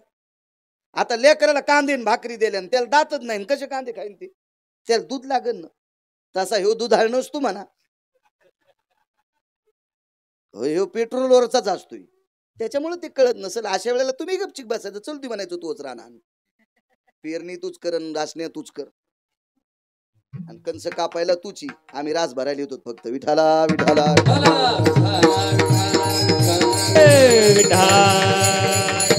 आणि एक मी त्यांनाही नाव ठेवणार नाही, लक्ष्मण बुवा उत्तरेश्वर बापू. यांच्यातली बी 2% ती हरामखोर आहेत. यायला गाणे म्हणणार जास्त आवडते, यायला पैशाचा जोर आलाय, आणि यायचे पैसे बी चांगले नसतील ना, म्हणूनच हरामखोराला जास्त जाते. विठाला विठाला विठाला. एक तुमच्या बुटाला हात लावून प्रणाम करतोय. तुम्हाला कुठं गाणे आवडतील आवडा, पण कीर्तनात अपेक्षा ठेवू नका. तुमच्या पायाला स्पर्श करून प्रणाम करतोय. वारकरी संप्रदायाच्या नावानं भाकरी खातो, याच्या करता तुमच्या पाया पडतोय. विठाला विठाला विठाला. चांगला ऐकायची मानसिकता ठेवा, चांगला ऐकायची मानसिकता ठेवा. नका इथं तरी काय सांगू लागलो? पतिव्रत, नारी धर्म, नारी धर्म, काय वाक्य वापरलं? माय तुला कुंकू लावावं लागेल, नाव घ्यावं लागेल पतीचं. महाराज विश्वाची आई, तुम्हाला किती श्रीमंत आणि किती भिकारी करायचंय? तुमचे दागिने गळ्यात ठेवायचेत का कपाटात ठेवायचेत का बँकेत किंवा सोनाराच्या तिजोरीत ठेवायचेत? हे जिच्या हातात आहे तिचं नाव लक्ष्मी. त्या सीताई साहेब सुद्धा सिंदूर लावत होत्या. तुमची आमची काय कथा आहे माझ्या माईनं? लावला पाहिजे आपण. चला दादा, इथपर्यंत आलतो. दादा शब्द वापरला. जी भांजी, हातातले खोरे फेकून दिले. त्या तिन्ही चारी मुसलमानांनी हाताने ती माती ढकलली. दिवस तिसरा होता. जाधव बुवा बरोबर आहे ना? तुमची माझी पहिली भेट संभाजीनगरच्या जवळ पाटोद्याला झाली. त्याला झाले 9 वर्ष. मेमरी कार्ड चांगलं आहे माझं, म्हणून मी कमी मेमरीचा मोबाईल वापरतो. हे 1000 जीबीच आहे, हे किती जीबीचं असते त्याच्यामुळे छोटा. बुवा फुलं आणून ठेवा आम्हाला आदरांजलीला. इथं टोपलं वर, इथं वरी ठेवून खाली लोकात ठेवा.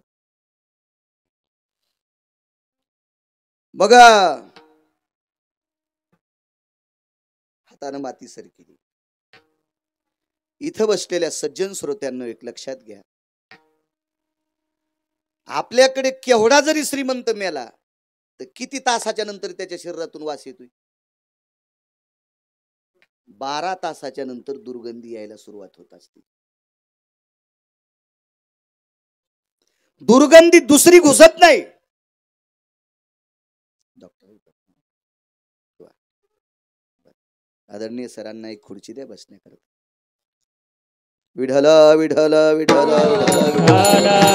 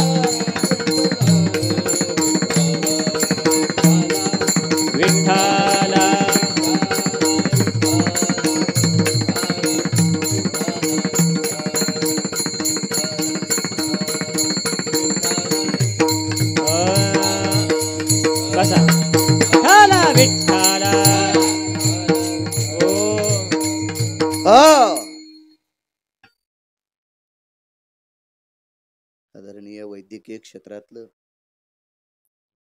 एक नाविन्यपूर्ण रत्न. डॉक्टर हा काही देव नसतो.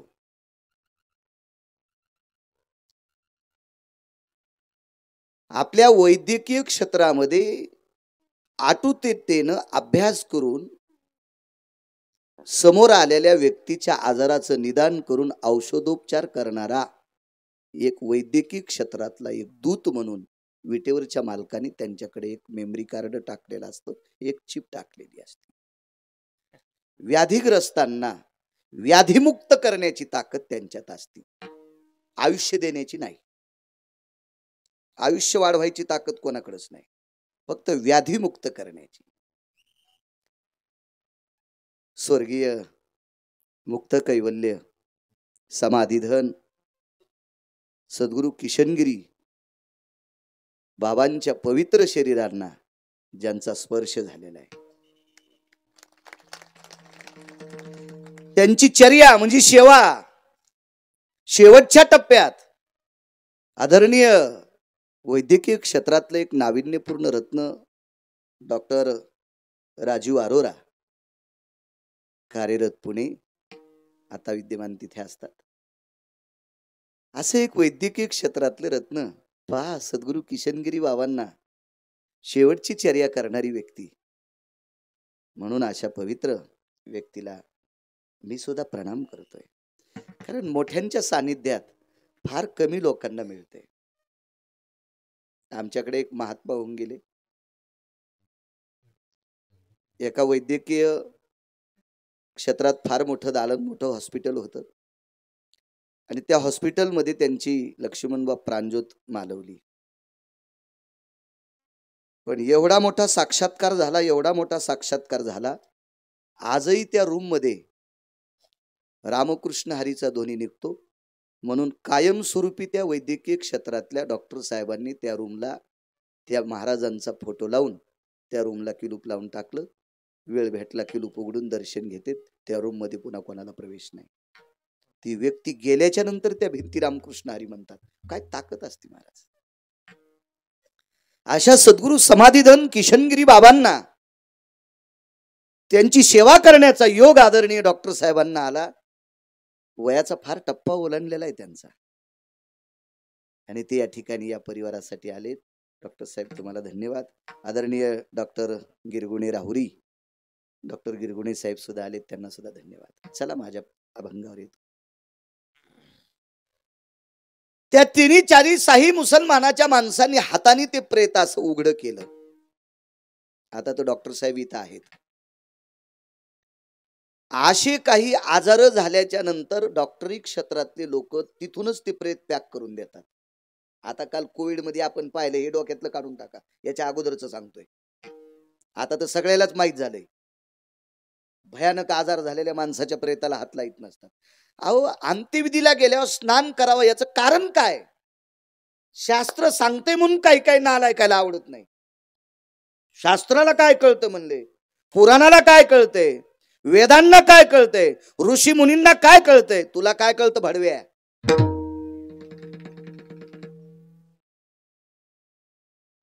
अन्न ज्या वेळेला विस्तवात टाकतो त्यावेळेला हविष्यान्न होत असतं, आणि त्याचा जो धूर निघतो का त्याचं सूक्ष्मीकरण होत असतं.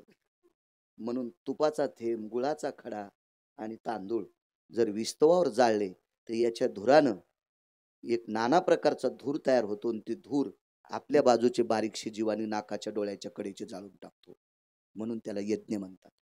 ज्या वेळेला मांस जाळल्या जातं का त्यावेळेला त्याच्यातून निघालेला धूर तुमच्यासाठी दोषी असतो.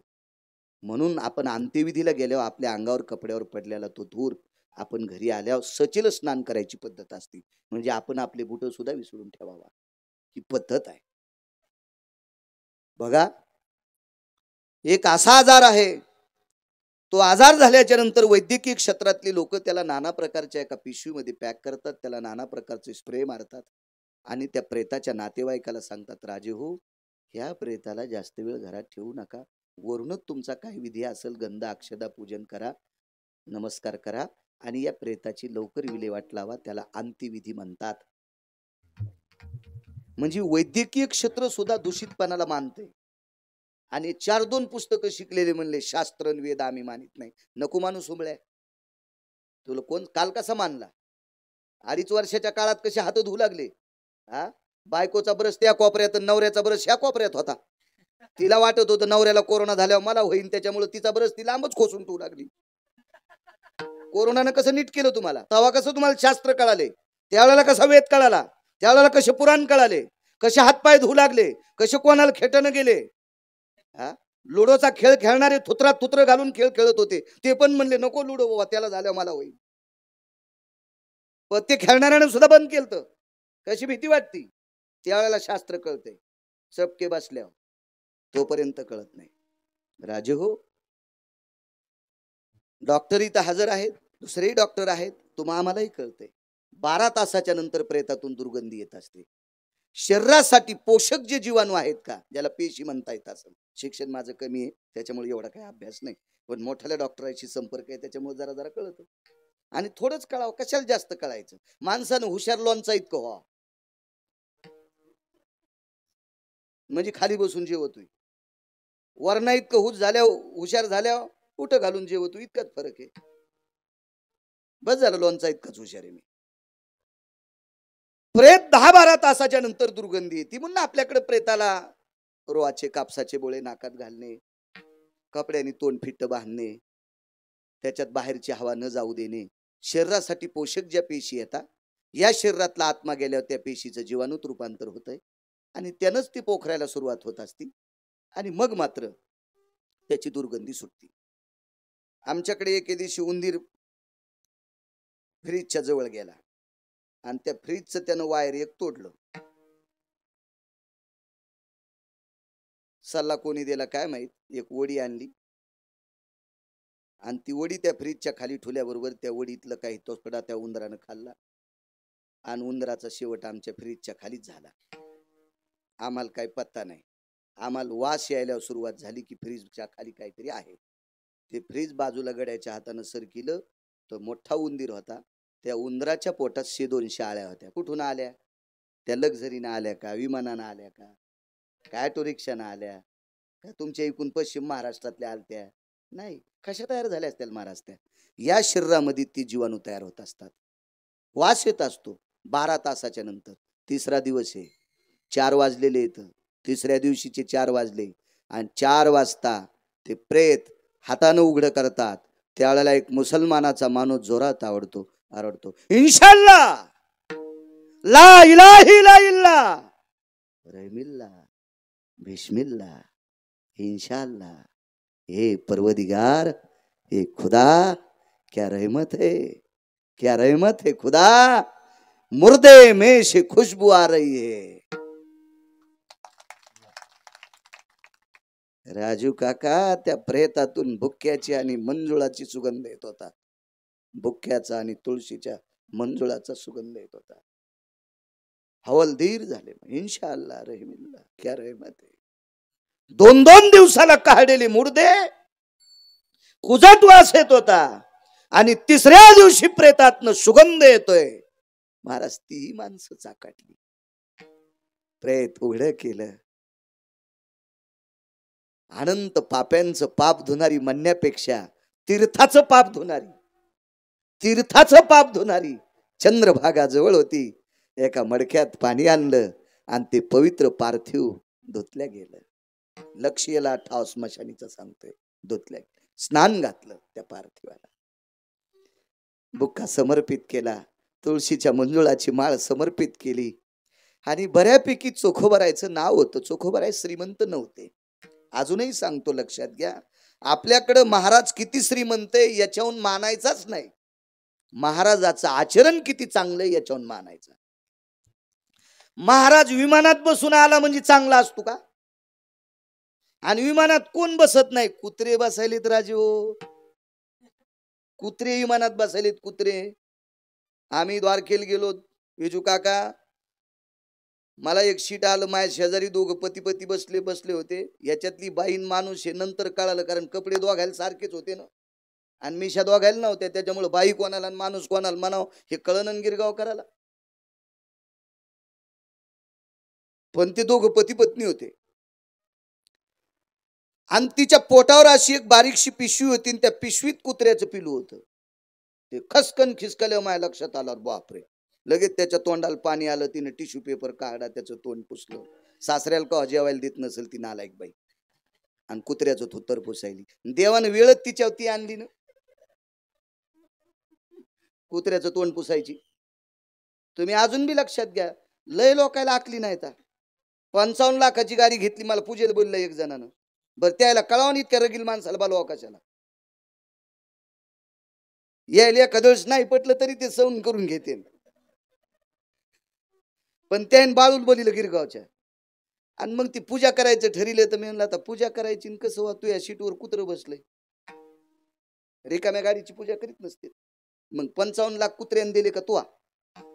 ते म्हणला मी दिले. मग तू या सीटवर तर कुत्र बसले, आता नशिबवान कोण?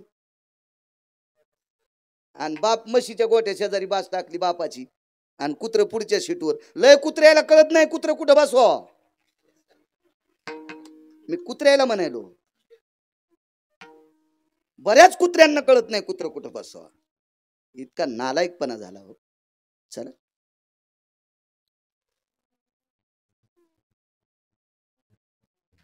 परिस्थिती नाजूक असेल पण आचरण गोड होतं, म्हणून बऱ्यापैकी काही 4-2 लोकांची मदत. तरी चोखोबरायच्या अंत्यविधीला 9च माणसं होते, 10वा माणूस नव्हता, 9च लोक होते. आणि मग ते पार्थिव, खाली लाकडं वरही लाकडं. आपल्या अभंगात पुरावा आहे बापू. वैराग्याच्या क्षणी लागल्या शरीरा, ज्ञानाग्नी लागला ब्रह्मत्वेशी. गौरी लावण्याची पद्धती. आणि प्रेताला गौरी ही पालथी लावत असतात. असा धर्मदंड आहे आपला. आपल्या मनानुसार कुठल्याही गोष्टी काही करायच्या नसतात, शास्त्राचा दंड आहे. प्रेताचं भरेपूर अंत्यविधीतलं काम आजच्या अभंगात समर्पित केलेलं आहे. फिरविला घट फोडीला चरणी, महावाक्य ध्वनी बोंब झाली. मडक सुद्धा फोडत असतात. दिली तिळांजोळे कुळनाम रूपाशे, शरीर ज्याचे त्याशी समर्पिले. आणि चोखोबरायचा मुलगा कर्ममेळा या बाळाच्या हाताने शेवटचा भडाग्नी देऊन टाकला. बसा महाराज. अग्नीचे प्रकार बऱ्यापैकी सांगितले. सोपं सांगतो. आपण खाल्लेले पदार्थ पोटातली पोटात पचवतो, त्याला जठराग्नी म्हणतात.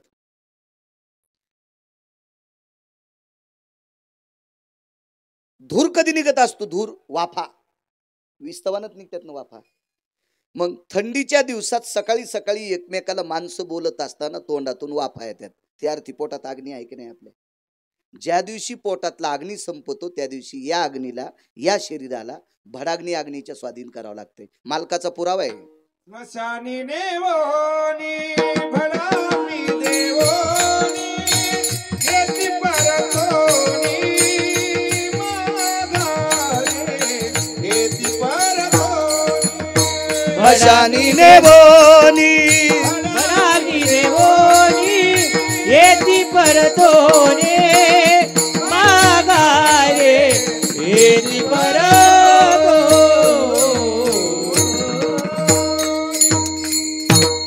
मशानात नेऊन भडाग्नी नावाचा अग्नी देतात. हा अग्नी दिला रे दिला, आपण त्याला अंत्यविधी म्हणतो.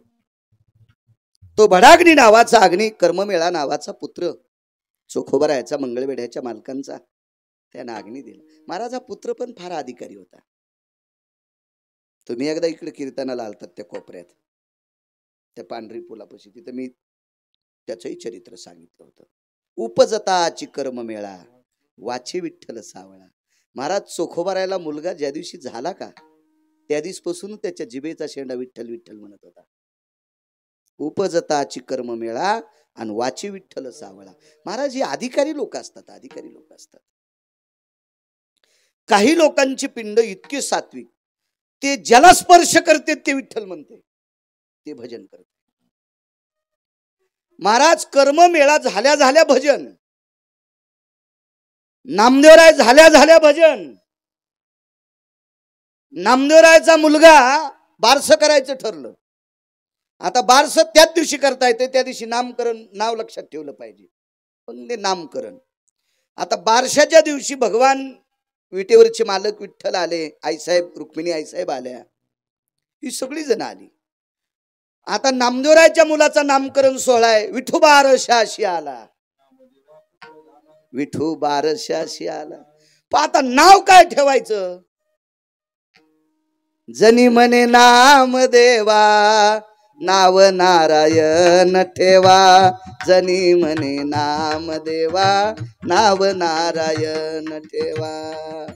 नारायण नाव ठेवलं. महाराज आईसाहेब उठल्या पंढरीतल्या. आईसाहेबांनी विचारलं, सना नारायणच का? ज्ञान म्हणले नारायणाला जवळ. जवळ घेतल्याच्या नंतर त्याच्या तोंडाला ज्या वेळेला कान लावतात त्यावेळेला रुक्मिणी आई साहेबाच्या डोळ्यातून पाणी येत होतं. विटेवरच्या नारायणाचं हे झाल्या झाल्या भजन करीत होतं, म्हणून नाव नारायण. महाराज काहीच्या स्पर्शातली ताकद वेगळी असते. कबीर नावाचे संत होऊन गेले उत्तर भारतामध्ये. कबीर, मला वाटते कबीरांचा जन्म म्हणजे मोमिनाच्या कुळात. मोमीन म्हणजे मुसलमान. जाऊ द्या, नंतर करू सत्कार. बसा 2 मिनिटं, मी वेळ देतो 5 मिनिटं. बसा, तुमच्या फिरण्याने विक्षेप होतोय. मुसलमानाच्या कुळात जन्म झाला कबीराचा. आणि कबीराचा धंदा काय होता? पोटासाठी शेला इनने. तुम्हाला एक सांगू का, हरी का नाम पेट का धंदा न करे मूर्खांदा.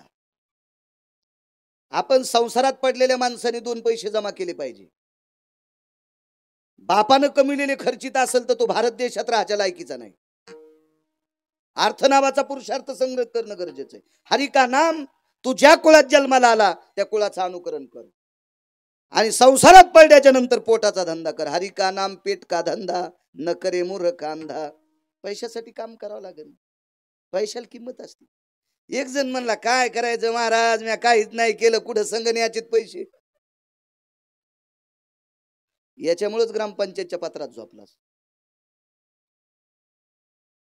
अर्थ लागतो महाराज, अर्थ लागतो. तुम्हाला एक सांगू का, इज्जतदार माणसाला मेल्यावर पण पैसे लागतील. वाक्य नीट ऐका, इज्जतदार माणसाला मेल्यावर पण पैसे लागतील. नाही तर जाळायला कोणाला भीक मागतो? सरपणाची लाज मातीत घालावं लागेल की नाही? सरपणापुरती जर भीक मागायची वेळ आली असेल तर आपल्याला नाक राहतं का? मग फुकण्यासाठी जर भीक मागायची असेल. त्याच्यामुळे इज्जतदार माणसाला मेल्यावर पण पैसे लागतील. अर्थ नावाचा पुरुषार्थ सांगितला, याच्या विरोधात कधी जायचं नाही. धनवंता लागी सर. पुन्हा एकदा सांगतो, एकही कीर्तन सोडत नाही मी, तितकं वाक्य वापरत नाही राजू काका. आपल्या जवळचे पैसे संपल्यावर आपले नालायक पाहुणे सुद्धा आपल्याला पत्रिका देत नाहीत. आपले हरामखोर पाहुणे आपल्याला पत्रिका देत नाहीत. धनवंता लागी सर्व मान्यता आहे. पैशाला किंमत आहे, फार मोठी किंमत आहे पैशाला. पुन्हा एक वाक्य सांगू का, मला तुम्ही बसायला सोपा कसा टाकलाय? असे सोपे पैशावाल्याला मसनवाट्यात पण असते. असे सोपे पैशावाल्याला मसनवाट्यात पण असते. एखादा जर पैशावाला मेला आणि दिल्लीतले हे पदावरचे जर मातीला आले तर ते भोईला बसतात का? तुम्ही टीव्हीवर मात्या पाहा मोठ्या लोकांच्या, अंत्यविधी पहा, मोबाईलवर बघा ना. पैशावाली माणसं मसनवाट्यात पण भोईला बसत नाहीत. धनवंता लागी सर्व मान्यता आहे. हो, त्याच्या विरोधात नाही गप्पा करायच्या. चला, पोटासाठी काम करावा. महाराज कोण? कबीर. मुसलमानाच्या कुळात जन्मलेला वारकरी, पोटासाठी धंदा करावा, पण ते शेला इंता इंता ते भजन करीत होतो. म्हातारा तो शेला ज्याच्या घरी गेला त्याच्या इथं भजन म्हणत होता. ठाई ठाई सेल्यावरती दिसे राम नाम ग, ठाई ठाई सेल्यावरती दिसे राम नाम ग. पुरावा अभंगातला नाही, नंतर कोणी कार्य करायचं नाही. हा अभंगातला. कारण पुन्हा नंतर म्हणून बाळू महाराज दुसऱ्याची वाभाडे काढतून हे काय काय, पण गाणं नाही, याला भावगीत म्हणावं लागेल, भक्तिगीत म्हणावं. पण पुरावा देण्यासाठी तात्पुरतं. हो, ह्या बा लोणचं 1-2 फोडी खाल्ल्या पाहिजे. भाता इतकं खाल्ल्यावर सर्दी होईल ना. हॉस्पिटल शेजारी ठेवा लागेल गोळ्या खाला. आणि डॉक्टरनं तरी किती गोळ्या द्यावा? माणसाच्या देऊन थकल्या वगैरेचा डोस द्याला. कारण इतक्या गोळ्या, इतकं लोणचं खाऊ लागलं की नाक गळूच लागलं सारखं. मर्यादा असली पाहिजे. चला. आणि मग ते कबीर महाराज, काय स्पर्शातली ताकद असेल, किती मोठी ताकद. शबरी नावाची व्यक्ती होऊन गेली. 10 मिनिटात पूर्ण विरामा. शबरी नावाची व्यक्ती होऊन गेली. महाराज अधिकारी लोक किती, मी चोखोबाऱ्यावर सांगतोय, येतोय त्याच्यावर 2 मिनिटात. शबरीने इतकं रामनामाचं भजन केलं, इतकं रामनामाचं भजन केलं, नुसतं आत्मा, शरीर, त्वचा, मज्जा, तंतू हे राममय झालं इतकं नाही. शबरीनं जिथं पाय टेकला ती जागाच राममय होत होती. बरं, याची परिस्थिती तुमच्या माझ्यासारख्या अल्पज्ञानी लोकांना आली असं नाही समजायचं. त्या काळातले प्रचंड विद्वान शबरीचा विरोध करीत होते. पण एकदा यज्ञ करायचा ठरला आणि त्या यज्ञ जिथं जिथं मंडप राखला तोच त्याच यज्ञाच्या बाजूचा सरोवर दूषित झालं. हे शुद्ध करण्यासाठी त्या काळातल्या साधूनं सांगितलं पर्याय एकच आहे, ज्यानं अखंड रामनामाचं भजन केलंय असा जर कोणी व्यक्ती इथं आणला तर त्याच्या हातानं सरोवर शुद्ध होते. आता शबरीला आणण्याकरता गेले पण शबरीला वाटलं मला मारतील, त्याच्यामुळे ती पळत सुटली. एका साधूनं सांगितलं शबरी रात्रंदिवस रामनामाचं भजन करते पण ती आम्हाला सापडत नाही. म्हणजे ती ज्या रस्त्याने गेली त्या रस्त्याला जिचे पावलं पडलेत का त्या पावलावरची चिमूटभर माती आणा ह्या तळ्यात टाका, पाणी शुद्ध. पण तिला नाही थांबता आलं. लक्ष याला ठाव. शबरी तर इतकी अधिकारी होती, तिला पंढरपुरातल्या मालकाच्या पायावर देह समर्पित केला. ती याचे येणे जाणे खुंटले, तिलाही तीच जागा प्राप्त झाली. बघा चोखोबराय. चोखोबरायचं पार्थिव पेटवलं. दुसऱ्या तिसऱ्या दिवशी अस्थि संचयाचा कार्यक्रम, आपण त्याला राख सावडणे म्हणतो, राखेचा कार्यक्रम म्हणतो. आता हे राखेचा कार्यक्रम व्हायच्या अगोदर पंढरपुरातल्या मालकाने नामदेवरायला जवळ बोलून घेतलं. नामा, मी नाही म्हणालो बरं, मालक म्हणते. मी नामदेवराय म्हणेन, मी गुरुवारी नामदेवराय म्हणेन, मी संत शिरोमणी नामदेवराय म्हणेन, पण नामा म्हणण्याची ताकद पांडुरंगात आहे. विटेवरचे मालक म्हणले नामा, जी जी मालक, जी जी. हे नामा बाळा, नामा माझ्या चोखाच्या असती. चोखा बी देवच म्हणाले तर मी नाही, मी चोखोबराय म्हणेन. मी शक्यतो संतांना मालक म्हणतो, बाकी मग लोकायला म्हणत नाही. माफ करा, रावण आला तरी म्हणत नाही. रावणाची एक चौकट टिकल्या 13 बाऱ्या खासदार होता येते. आणि कोणाची मायवेली रावणाच्या विरोधात फॉर्म भरायची, पण तो आला तरी त्यालाही मालक म्हणणार नाही. तर 100 आणि 200 कोटीवाल्याला तर कधीच मालक म्हणायचा नाही. मी मालक फक्त आई वडिलाला, वडील तर गेले, आईला म्हणीन. ज्यांना अख्खं जीवन परमार्थात घातलंय त्याला मालक म्हणीन, एक संतांना म्हणीन. आणि तुम्ही कोणालाही म्हणी जाऊ नका, म्हण जाऊ नका. आपली जिबीची श्रीमंती अशी कुठेही घाली जाऊ नका. कोणी कोणाला बी. एक जण पैशावाला आला, गळ्यात माळण, मालक मालक, आणि याच्या माळीची मणी त्याच्या पायाला घासायली आणि त्याला मालक म्हणाले. त्यानं काय नाही 2-4 हजार काढीन याच्या खिशात घातले. अरे उचले आहेस तू, अपमान केला संप्रदायाचा. कुठं कशाला तू गोंडे घोळायला लागला. मूर्खपणाचं टोके नाही बुट चाटायची कुठं पण. त्यातली त्यात वारकरी संप्रदायातल्या लोकांनी दर्जेदार राहिलं पाहिजे. बा काही कोणी कोणाचं भलं करीत नाही. सांगू का तुम्हाला सोपं नाही. मला जर यजमानानं 2 कोटी रुपये, मी येरी म्हणालो का, मला काही कमी नाही. मला जर 2 कोटी आजच्या यजमानानं दिले आणि जाता जाता डॉक्टर साहेब मला नेवाशाला अटॅक आला तर 2 कोटी माया काय कामाचे. मग मला किती चांगलं करायचं कोणाच्या हातात राजू काका, वरच्याच्या. आम्ही त्याच नीट भजन करायचं, त्याला आवडेल असं भजन करायचं. आम्ही इतकंच पाळायचं, भजन करताना तंबाखू खाची नाही, म्हणजे कवाच नाही खाची. हो ना, चांगलं भजन म्हणतो तंबाखू खाऊन सतरंजी, सतरंजाला डाग पाडे तो डाग्या. तू इतका डाग आहेस, तुला तुला चंद्रभागेत पुरलं तरी मोक्ष नाही. आम्ही बिडी वडू नये, आम्ही सिगारेट वडू नये, आम्ही गुटखा खाऊ नये, आम्ही तंबाखू खाऊ नये. याचं कारण सांगतो. महाराज वैद्यकीय क्षेत्रात किती वय घातलं तरी आमच्या स्टेजचं दर्शन घेतलंय. याची आम्हाला काहीतरी वाटायला पाहिजे का नाही. आज आमच्या वयाचा विचार करत नाहीत. माझा 83चा जन्म आहे. इथं बसलेली माझ्या आजोबाच्या वयाची माणसं आहेत, तरी पण ते भेटल्याच्या नंतर मला नमस्कार करतात. याचा अर्थ बाळू महाराजांना शहाणपणा नाही करायचा, चांगलं वागावा, व्यसन करू नये, लोक तुझ्या पाया पडते. चला, नामदेवरायला बोलून घेतलं. नामा जी माझ्या चोख्याच्या अस्थी घेऊन ये रे. नामदेवरायला प्रश्न पडला. काम सांगितले मोठ्यानं, काम म्हणजे जगाच्या मालकानं सांगितले, नामा चोख्याच्या अस्थी घेऊन या. तर नामदेवराय म्हणले मालक चोखोबरायच्या अस्थी आणायला काही हरकत नाही, पण आता तिथं 450 मिस्त्री गेलेत. त्याच्यातले काही मुसलमानाचे असतील, काही हिंदूचे असतील. मुसलमानाचे असतील तर दफनविधी झाला असेल, हिंदूचे असतील तर पेटवली असतील. बरं, पेटवल्यातही 100-200 हिंदूचे असतील, पण एवढे जण पेटवले त्याच्यातल्या चोखोबरायच्या अस्थी त्या कशा ओळखायच्या. नाम मन देवा कैशवर भाव्या, दयामध्ये नाम वा.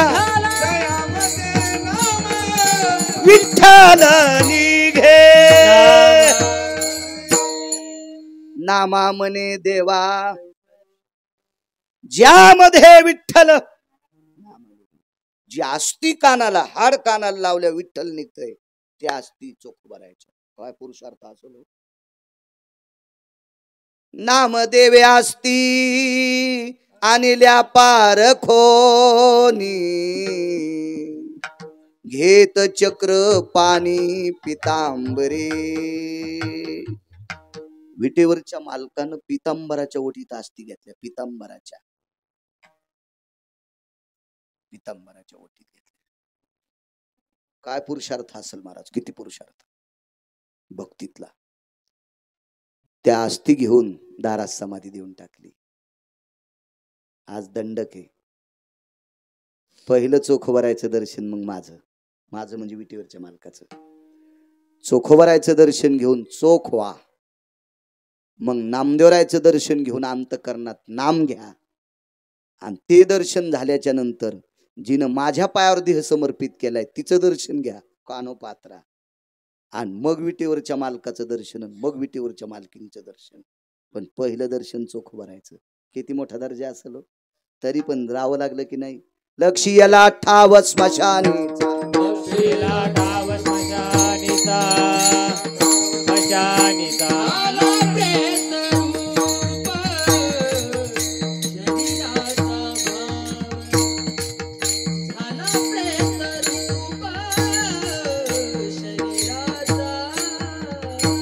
झाला प्रेत हसून म्हणा सगळे रानात द्या.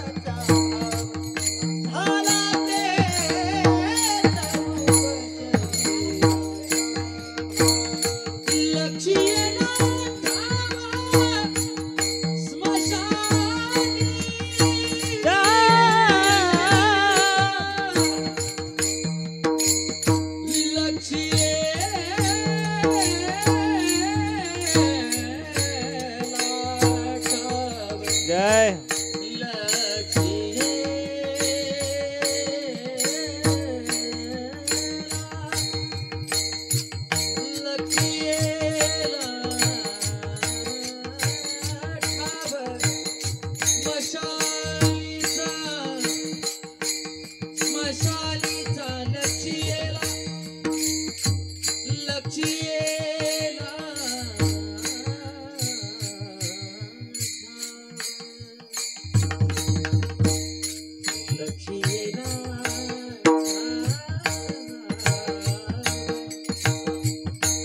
माऊली चला.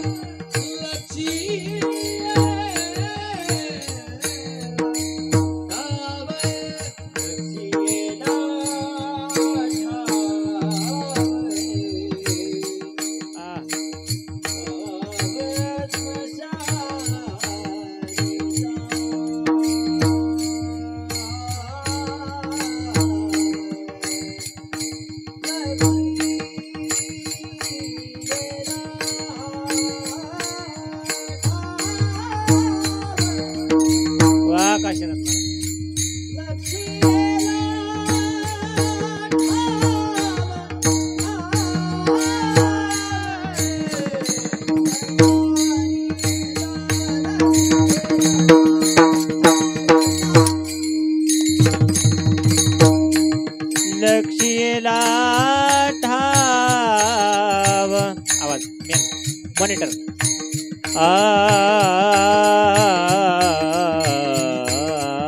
लक्ष्मीला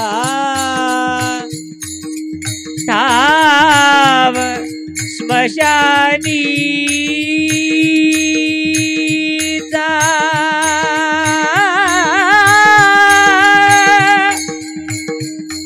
लक्ष्मीला ठाव लक्ष्मीला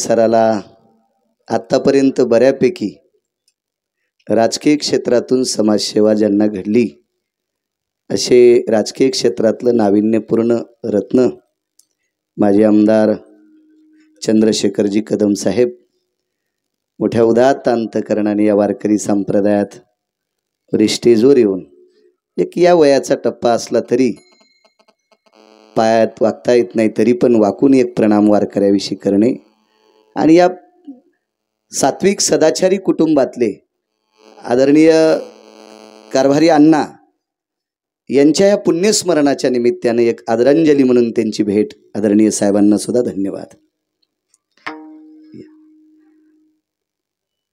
परमपावन वैकुंठवासी कैलासवासी गोलोकवासी सत्यलोकवासी कारभारी अण्णा रामराव पाटील वाघ विश्वाच्या मालकाच्या सानिध्यात विलीन झाले. आदरणीय नवनाथराव वाघ असतील, आदरणीय विजयराव वाघ असतील, 2 सुपुत्र, 2 मुलं, नातू पंतू आदी करून असा बऱ्यापैकी मुलगी, हा सात्विक सदाचारी परिवार. मी सुरुवातीला अगोदर बोलून गेलो, शेतीविषयी फारसं काही बोललो. तुम्ही यायच्या अगोदर काका काळ्या मातीची नाळ असलेले अण्णा. पुन्हा एकदा सांगेल कोणी उशिरा येणाऱ्यांना, शेती स्मरणात ठेवा, शेती अंतकरणात ठेवा, काळ्या मातीची जाण ठेवा. राजे हो, आपल्याकडे कोटीनं अब्जानं जरी द्रव्य असेल तरी पण हा 3.5 हाताचा देह पोषण्यासाठी याच काळ्या मातीतला सुगंध आपल्याला गरजेचा आहे. कारण हजारो क्विंटल सोना आणि चांदी जरी असेल तर चांदीच्या भाकरी आणि सोन्याचं पिठलं खाता येत नाही राजे हो. याच काळ्या मातीतले मोती खावा लागतील. म्हणून या काळ्या मातीची भान ठेवा. पुन्हा एकदा मी सतत तुम्ही तर पश्चिम महाराष्ट्रातली मोठी माणसं आहेत, आमच्यापेक्षा 60 वर्ष पुढे आहात. इथून पुढे ज्याच्या नावानं ईदभर 7-12 असेल तो भारत देशातला राजा असेल, लक्षात ठेवा. नाही काही करता आलं तरी आपल्या शेतीत पेरून आपल्या पोटापुरतं उत्पन्न करण्याची कुशलता, सात्विकता, सदाचार भाव आपल्या अंतकरणात असावा. मी ज्या संप्रदायाच्या नावानं भाकरी खातोय त्या संप्रदायातल्या प्रत्येक संतांनी शेतीच्या बाबतीत आपला पुण्य शब्द काढलेला आहे. अशा शेतीची नाळ असलेले आदरणीय स्वर्गीय कारभारी अण्णा, त्यांना गोड अशा प्रकारचं अधिष्ठान मिळो आणि त्या अधिष्ठानातून आपल्या पुत्रांना, कन्यांना, परिवारातल्या सर्व लोकांना शरीरानं जरी गेले असतील तरी आशीर्वादाच्या रूपानं कायमस्वरूपी राहो. मी बऱ्याच वेळेस सांगत असतो, तुका म्हणे पितृ आशीर्वाद देती कल्याण विच्छिती तया कुळा. महाराज पितृदेव आशीर्वाद देत असतात आणि पितृंच्या आशीर्वादानेच आपली नौका पुढे चलत असते. आतापर्यंत तो कोणी असो, कोणी हिंदी भाषेत असो, कोणी मराठी भाषेत, माँ की दुआ, बुजुर्गांची दुआ, आईवडिलांचा आशीर्वाद, कारण या आशीर्वादावरच आपण चालत असतो. तुम्हाला एक सांगू का, देव आशीर्वाद देत नाही, संत आशीर्वाद देत नाहीत. हे 2 लोक कोणाला आशीर्वाद देतात? ज्याला आईवडिलांचे आशीर्वाद आहेत त्याला हे 2 लोक आशीर्वाद देत असतात. ज्याला आईवडिलांचे आशीर्वाद नाही त्यांना देव आणि संत कधी आशीर्वाद देत नसतात. इतकं लक्षात ठेवा. सगळ्यात मोठा आशीर्वाद आपल्या आईवडिलांचा घेतला पाहिजे. ज्या आईवडिलांची सेवा चोखोबारायांनी केली, राणूजी नावाच्या वारकऱ्याची केली. महाराज आपल्या सासऱ्याची कंबर सुनानं धुतली. वेगात सांगतो, सासऱ्याची कंबर सुनानं न लाजता धुतली. तर सासऱ्यानं सुनीला विचारलं होतं, सुनबाई माझी कंबर धुताना तुला लाज वाटली नाही? नाही. तुला चिळस आली नाही? नाही. तुला मळमळ झालं नाही? तुला घाण वाटली नाही? नाही. सासऱ्यानं रानोबानं सांगितलं, सुनबाई ऐका, पुरुषाची कंबर मुलगी धुवू शकत असते, बापाची कंबर पत्नी धुवू शकत असते, बायको धुत असते, आई लेकराची धुत असते, पण तू सून आहे ग, सुनानं सासऱ्याची कंबर धुत असताना तुला काहीच वाटलं नाही. वाक्य कसं वापरले? मामाश्री, तुमची कंबर धुताना मला लाज वाटली नाही, शंका वाटली नाही, मळमळ झालं नाही, काहीच नाही. मला एकच वाटलं, तुमची कंबर धुताना मी तुम्हाला बाप समजिलं. ज्या सुनेनं सासऱ्याला बाप समजिलं त्या सुनेसाठी पंढरपुरातल्या मालकानं 27 दिवस लुगडं नेसलं. चोखोबाची बहीण झाला सारंगधर आणि वहिनी उघडादार हाका मारी. घरातल्या लोकांची सेवा करणाऱ्यासाठी पंढरपुरातला मालक कोण्याही स्तराचं काम करतो. अशा अवस्थेनं गोड असा आशीर्वाद अण्णांनी स्वर्गातून आपल्या या हयातीतल्या कुटुंबांना द्यावा अशी भगवंताच्या चरणी प्रार्थना करतो.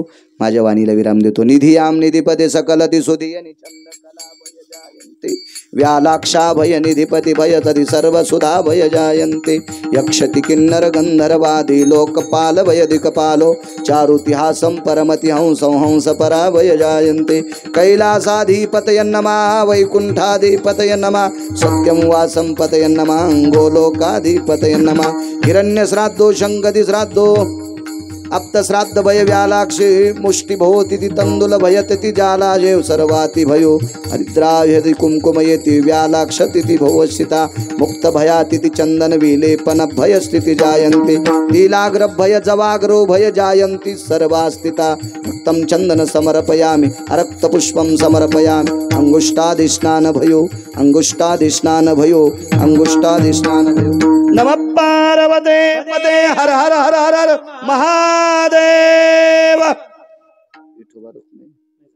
विठोबा रखुमाई